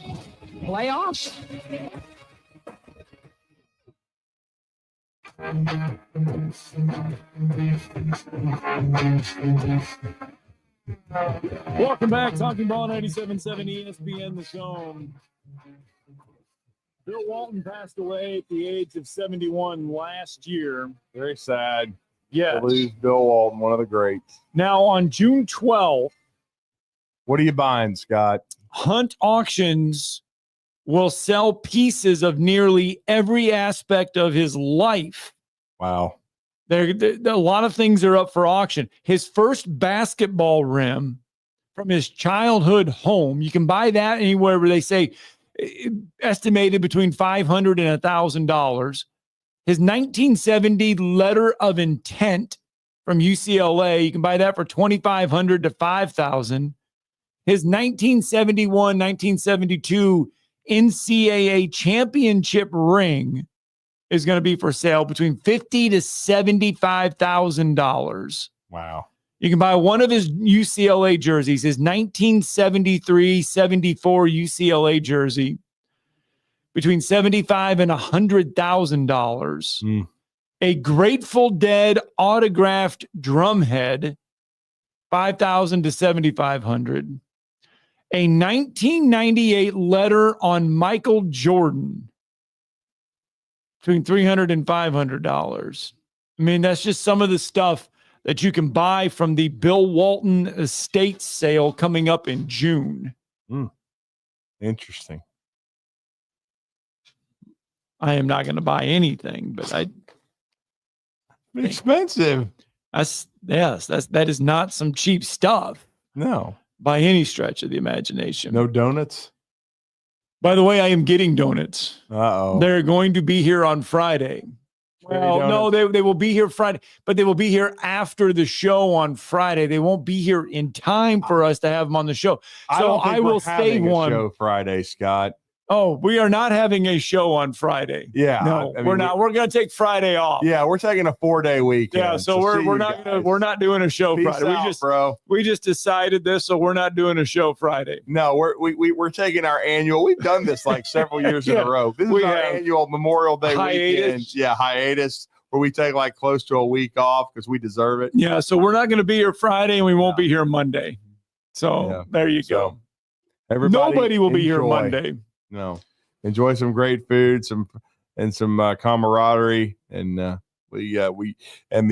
baseball regional draw on Sunday. All right, there you go. So we are not having a show Friday, but anyway, my donuts will be here Friday. But your house, they won't. They won't be here. They are coming to my house on Friday. Right. Okay. Some cherry donuts from Iowa. They're going to be here to my house on Friday. I will save one. Hopefully, we'll bring it in on Tuesday when we're back in here in studio on Tuesday. Gotcha. So you can have a cherry donut. Yeah. I thought at first you were going to have, they were being delivered here and you were going to be like, well, no, I was asked, and you heard, I was asked how many I needed. And I said a half a dozen. Half a dozen. Could have got a dozen of them, but I only need a half a dozen. I don't need a full dozen. You don't need a full dozen. No. John's wondering why he isn't getting one. So they're the infamous cherry donuts from the donut land in Iowa. Donuts, not cherry icing. Not cherry icing donuts. These are cherry donuts made with real cherries, and it's phenomenal. Right.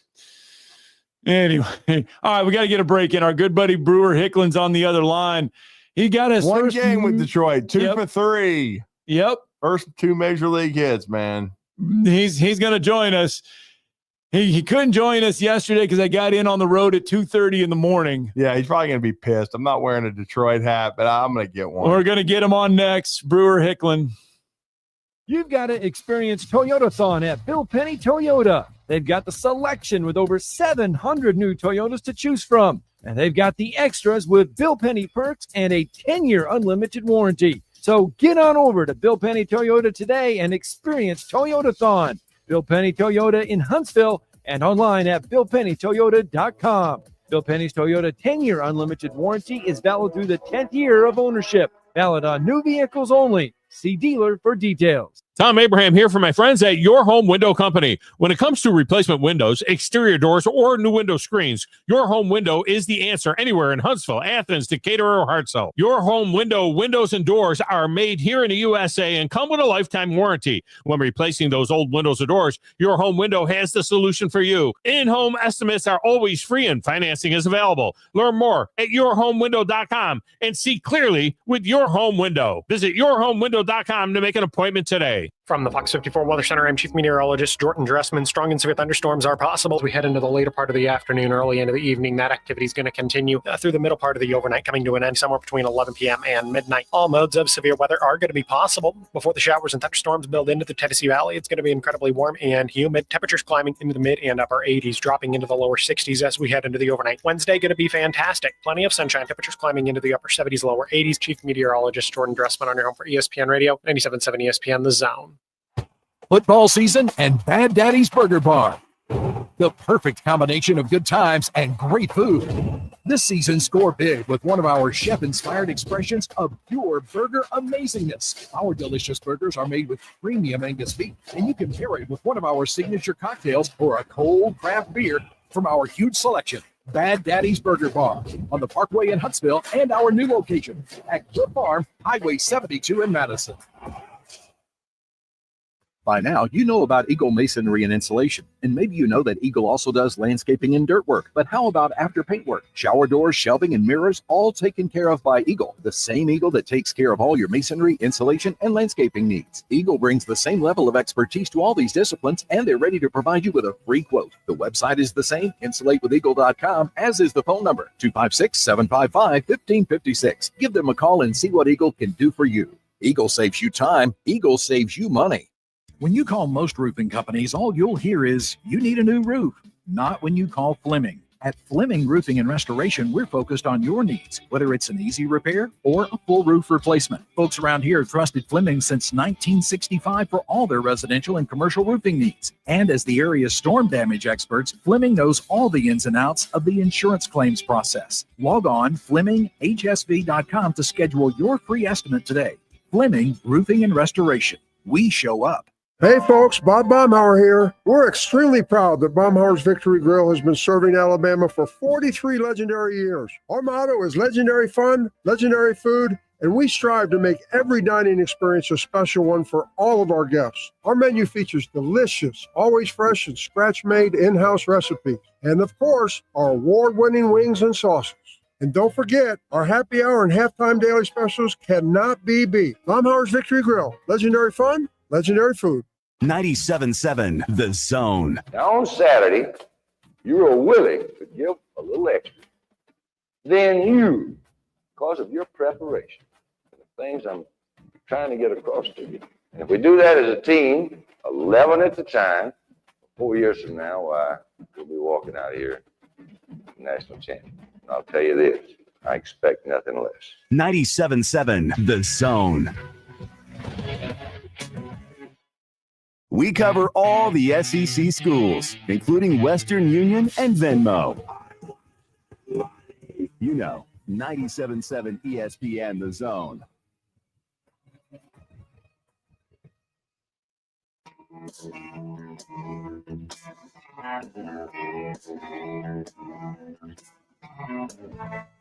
We have been blessed. We have been blessed to follow our next guest journey all the way from high school to college to the minors and now into the pros. And this isn't the first time we've caught up with them after that, but this one is special because because he's gotten his first major league hit. No, this is awesome. I saw him play his first high school varsity football game when he was a starter at cornerback for Huntsville High as a 10th grader. And then, of course, our good friend Joe Hunk nailed it. And I said, you won't believe what position he played in high school. And he drilled it, catcher. He was just a great athlete, made the transition seamlessly to an outfielder at UAB. He's been an outfielder throughout his pro career. And now he has official major league stats, a hit. Yes. His second stolen, 2 hits, his second stolen base. And he's with the best team in baseball right now. And that is the Detroit Tigers. Oh. And who could we be talking about but the one and only Brewer Hicklen? Who's kind enough, and I say kind, I'm stressing kind enough to join us in the morning. In Major League, we've heard about this. The routine is very Steve Moulton about Greg you Maddox. have to have a routine, and we appreciate him for doing this morning. We really do. Greg Maddox to Steve Moulton. Who put you up to this? That's what he said. What's up, Joe? Good to see you this morning. Hey, man. Thank you for making some time. Yes, we understand the major league and the professional routine. Are y'all ready to hear something funny? My wife called me this morning. I texted her at 9 o'clock Eastern time, and she said, "Oh my goodness, you must be practicing because we're coming up tomorrow, and you are not sleeping in anymore." And so my world's about to change, but for the better. I can't wait. My wife and kid are heading up to Detroit and get to spend some time with them. So no more beauty sleep for me, and not that the beauty sleep works, but yeah. So I'll be up and at 'em, wiping diapers in the morning now. So are you back up with Detroit now, or are you in with Toledo? No, so I'm with Toledo, which is about 45 minutes south. The AAA affiliate there. They, but Detroit's the airport, so we all just fly into there. And I'm actually had a little tweaked hamstring last week, so I'm just a couple days behind, but I'll be back out there this week. But other than that, man, yeah, it's been quite the roller coaster the last 10 to 14 days. Yeah, no question. And I mean, I know you've envisioned it, you dreamed about it, you've worked so hard, as an athlete to get to that level. And that's the thing. The hardest thing is to get to the major leagues and to have a chance to stay there. But you get your third opportunity. And how surreal was it to get not just one hit, but have a multi-hit game?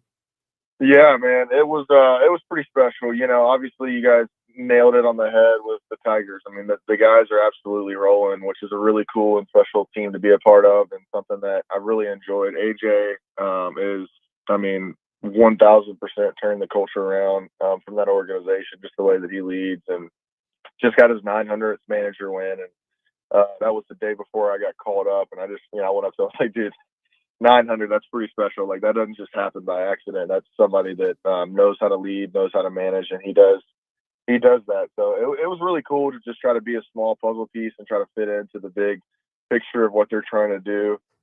They obviously have a great core set of guys. So, when you're the new guy that's traded over, you just kind of go and you just want to try to add value wherever you can see fit. So it worked out. Got the monkey off the back. Like you said, had been my fourth stint in the big leagues.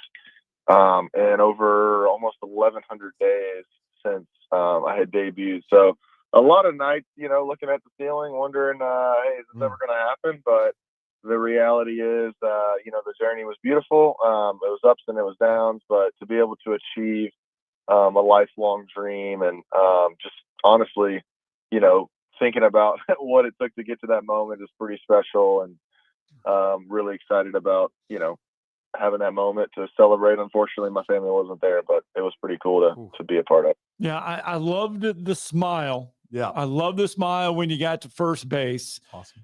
You could see just the sense of relief kind of come out. And you enjoyed the moment. The question is, though, where is the baseball now?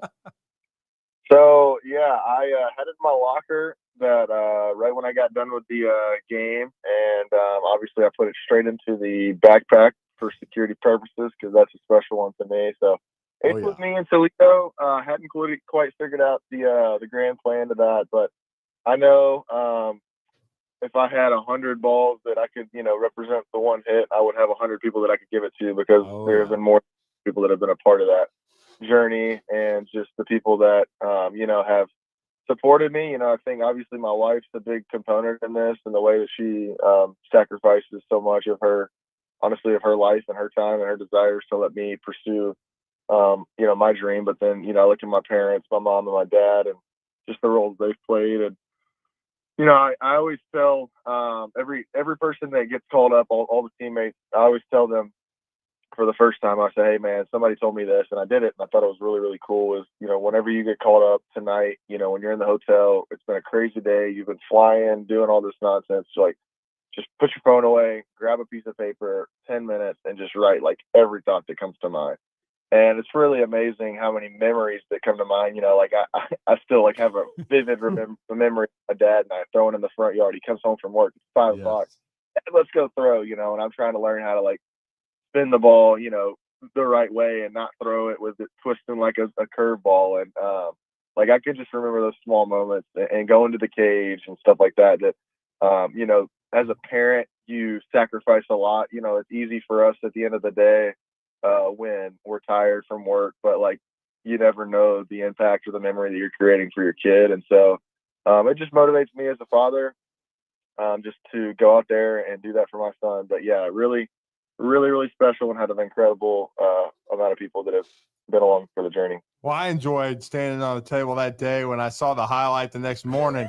And I was like, my favorite thing was the stolen base. And then you get to third on a bang bang play. That was a great slide, by the way. Well, it is funny. So let's let this come full circle here. So what was actually funny is I got to first base. I think it was after my second hit. Right. My first base coach says, "Hey man, it's a good time to get to first." And I kind of waited 5 seconds, and I looked at him. I said, "I've already got one bag."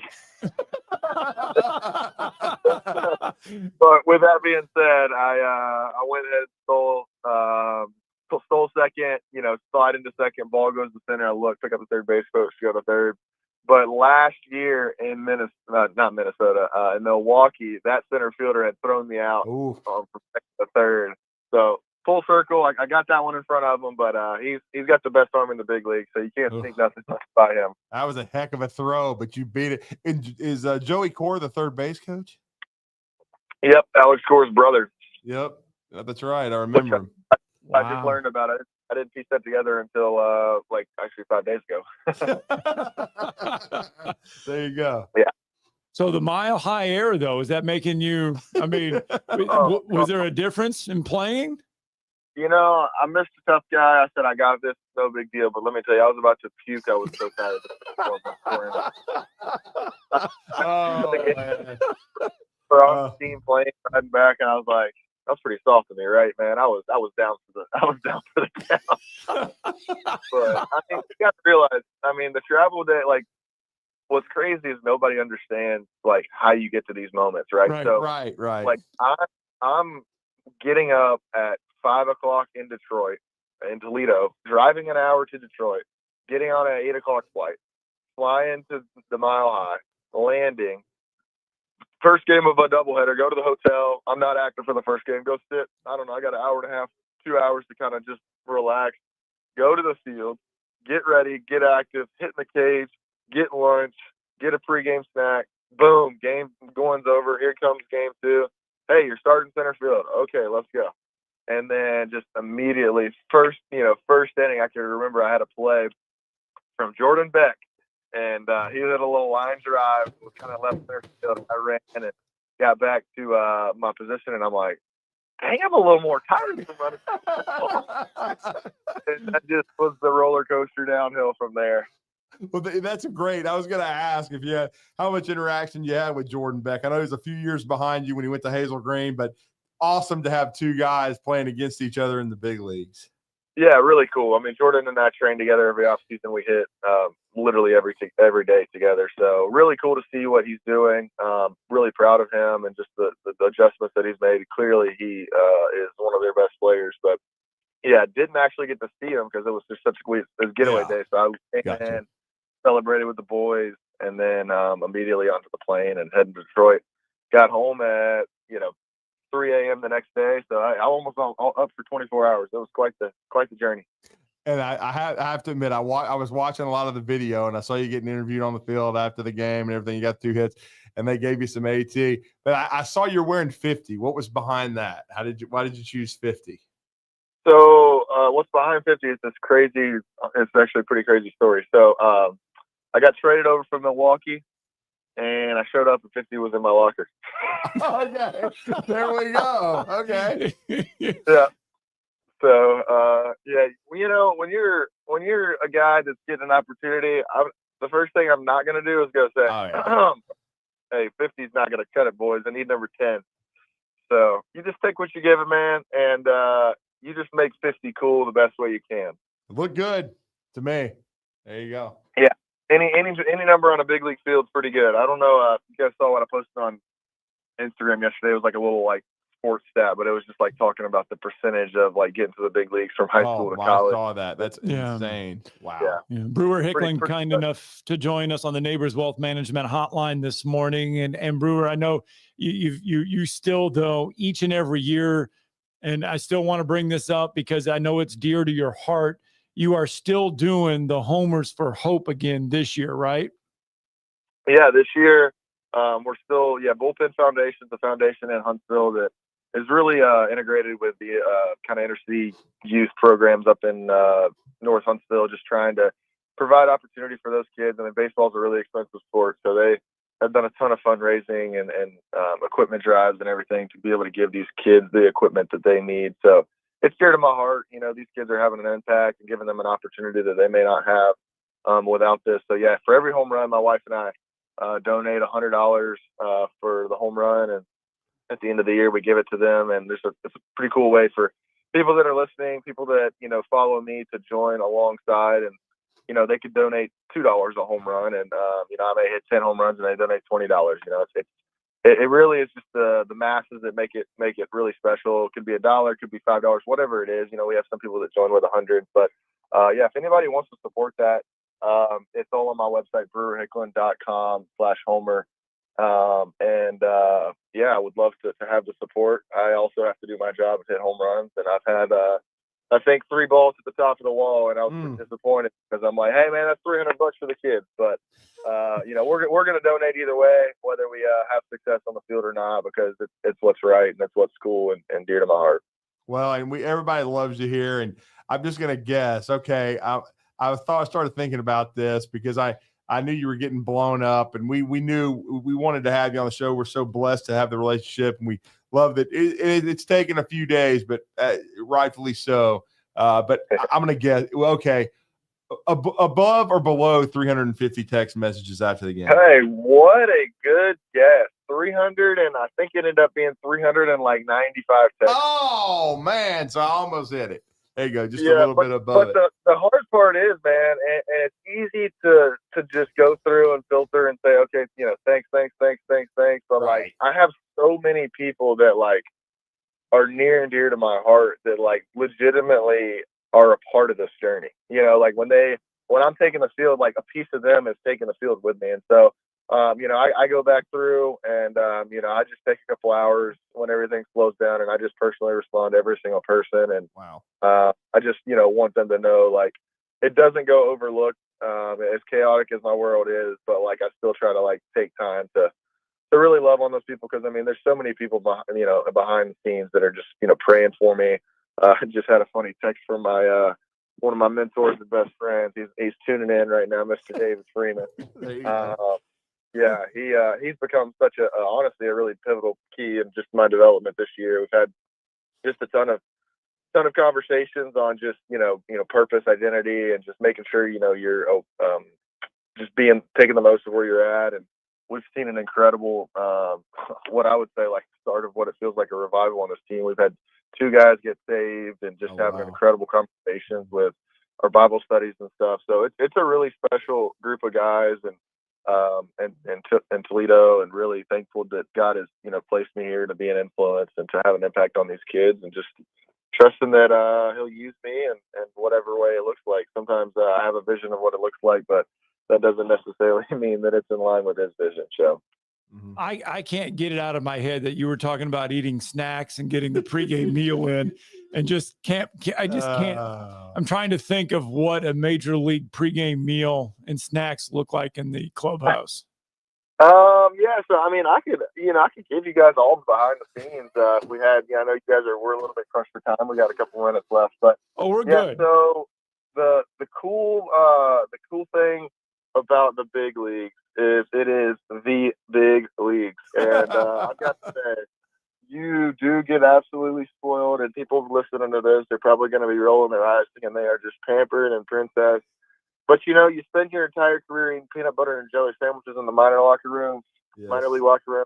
It's pretty special to have, a steak and some lobster after the game that you're playing in front of 40,000 people. So, yeah, we basically you get to the field, you've got like kind of a lunch, and then you go through your routine, and you'll have pregame meal, and then, it can look really, a lot, obviously pastas, chicken. They always have like a beef, chicken, and fish option. And then post game normally is a little bit heavier than pregame, just because obviously you don't have to go play a game and you're recovering. But anything that you can imagine in a locker room, it's got it. It's got the dessert section, it's got the healthy food option, it's got the acai bowls, it's got any Gatorade flavor you can imagine, any Propel flavor you can imagine, any Body Armor flavor you can imagine. It's got, you name it. It literally is like every day I'm like, do I want to stuff my backpack with all these goodies? I don't want it to end, Well, that's Scott. That's down his right. No, I was just curious because you know what? We spent time when the Huntsville Stars were here. You spend time in the AA dugout, in the locker rooms and stuff. And I've been inside the AAA ones a little bit, but the majors, it's a whole different world. Yeah, it really is. And the Tigers have just spent, I don't even want to know how much. They just renovated their locker room, and oh wow, you actually wouldn't believe, when I say it is probably one of the top 3 nicest in the MLB. Like, I can't imagine it any nicer. It's like walking into a Four Seasons when you walk into a locker room. It is unbelievable, and it really is a special place to be, and that's why they call it the big leagues. Yeah. We got a team plane that our owner owns. You don't take commercial flights. You get on a flight, you pull the bus right onto the tarmac, and you get in the plane, and you got a first class recliner seat that comes out into a bed, and it's a pretty special life, I can't imagine though playing center field in Detroit. That ballpark has to be huge. Oh, it is. Yeah, it's a lot of ground to cover, and you've seen Javi some highlights. Let's take a moment to give that credit where it's due. Javi Baez just turning his career around. So special to see. Great for the city, great for the team, and really cool to see him kind of transition from the infield to center and having the year he's having with the home runs and all of that. Yeah, it's amazing, and I know you're getting a chance to play with AJ Hinch too. And I remember him playing for Mark Marquez at Stanford. I always thought he was a genius. He sounds like he is. I know you've been around him now some. Yeah, no doubt. What's crazy? So a couple weeks ago, just way too much baseball talk here, but just to give you kind of an insight. And I never even thought about this, but so Chapman was pitching the other day. I want to say it was the bottom of the 9th inning, and runner on second base, and Jay Hen comes up, who's like a rookie. He's having a pretty solid year, but just like a younger guy, and he pinch hits a lefty. That Jay Hen comes up. He's a righty, and he had Torkelson on the bench as well. But I was reading an article, and it was talking about how he pinch hit Jay Hen first because first base was open. If he would have pinch hit Torkelson probably would have got intentional walk, and then he would have burned up an option for the bench, and then Jay Hen would have been hitting anyway, so he would have had to burn 2 options. So he kept him because there was 2 outs. If Jay Hen gets out, you go into extra innings, you got a lefty coming up. What do? You pitch hit him and let Torkelson hit. So it's just like the I don't know, man. The way that he thinks is special. It's really cool to kind of see how he manages games. He's got George Lombard, who's his bench coach, who I love. His son, George's son, I think is going to be like the 1-1 pick the next year or two. I don't know if it's this year or next year, but a lot of impressive people up there, and that's what makes a successful team. That, and on top of good culture. Culture's big. Well, I think George Lombard was a hell of a high school football player, just like you. Georgia, right? Yeah. Yeah. somebody was saying. Wow. Was it Herschel Walker and all those guys, right? Yes, sir. He was a stud, no doubt. We thank you for waking up with us and doing all this. This means the world to us. Yeah, we were in Truist Park last week, and we were looking at the schedule. Hope you're called up in September. Detroit is playing the Braves at home. Yeah. Come on. Let's go. Let's go. We're trying to plan it already. Let's go. Let's go. I can't imagine the crew that'll be making that trip if I'm over there, but Lord willing, we'll be there. Yes, sir. Thank you, Brewer. Thanks, Appreciate Brewer. it. Continued success, Thanks, brother. guys. Appreciate everybody back in Huntsville supporting, and I'm doing my best to represent you guys well. Yes, sir. Thanks. Brewer Hicklen kind enough to just wrap it all up with us. That was the best of Friday. That was a good one. We'll see you. I'm here with Stan McDonald of Jacob Title. Stan, I've heard that every real estate closing at Jacob Title is a very big deal. Why is that? Wes, I'm reminded of a very impactful statement that I heard from Coach Gene Stallings years ago when he talked about big games and little games. He said he didn't like that comparison. He says, because try losing one of those little games. And if you ever do, it ends up being the biggest game all year long. Well, it's the same thing with real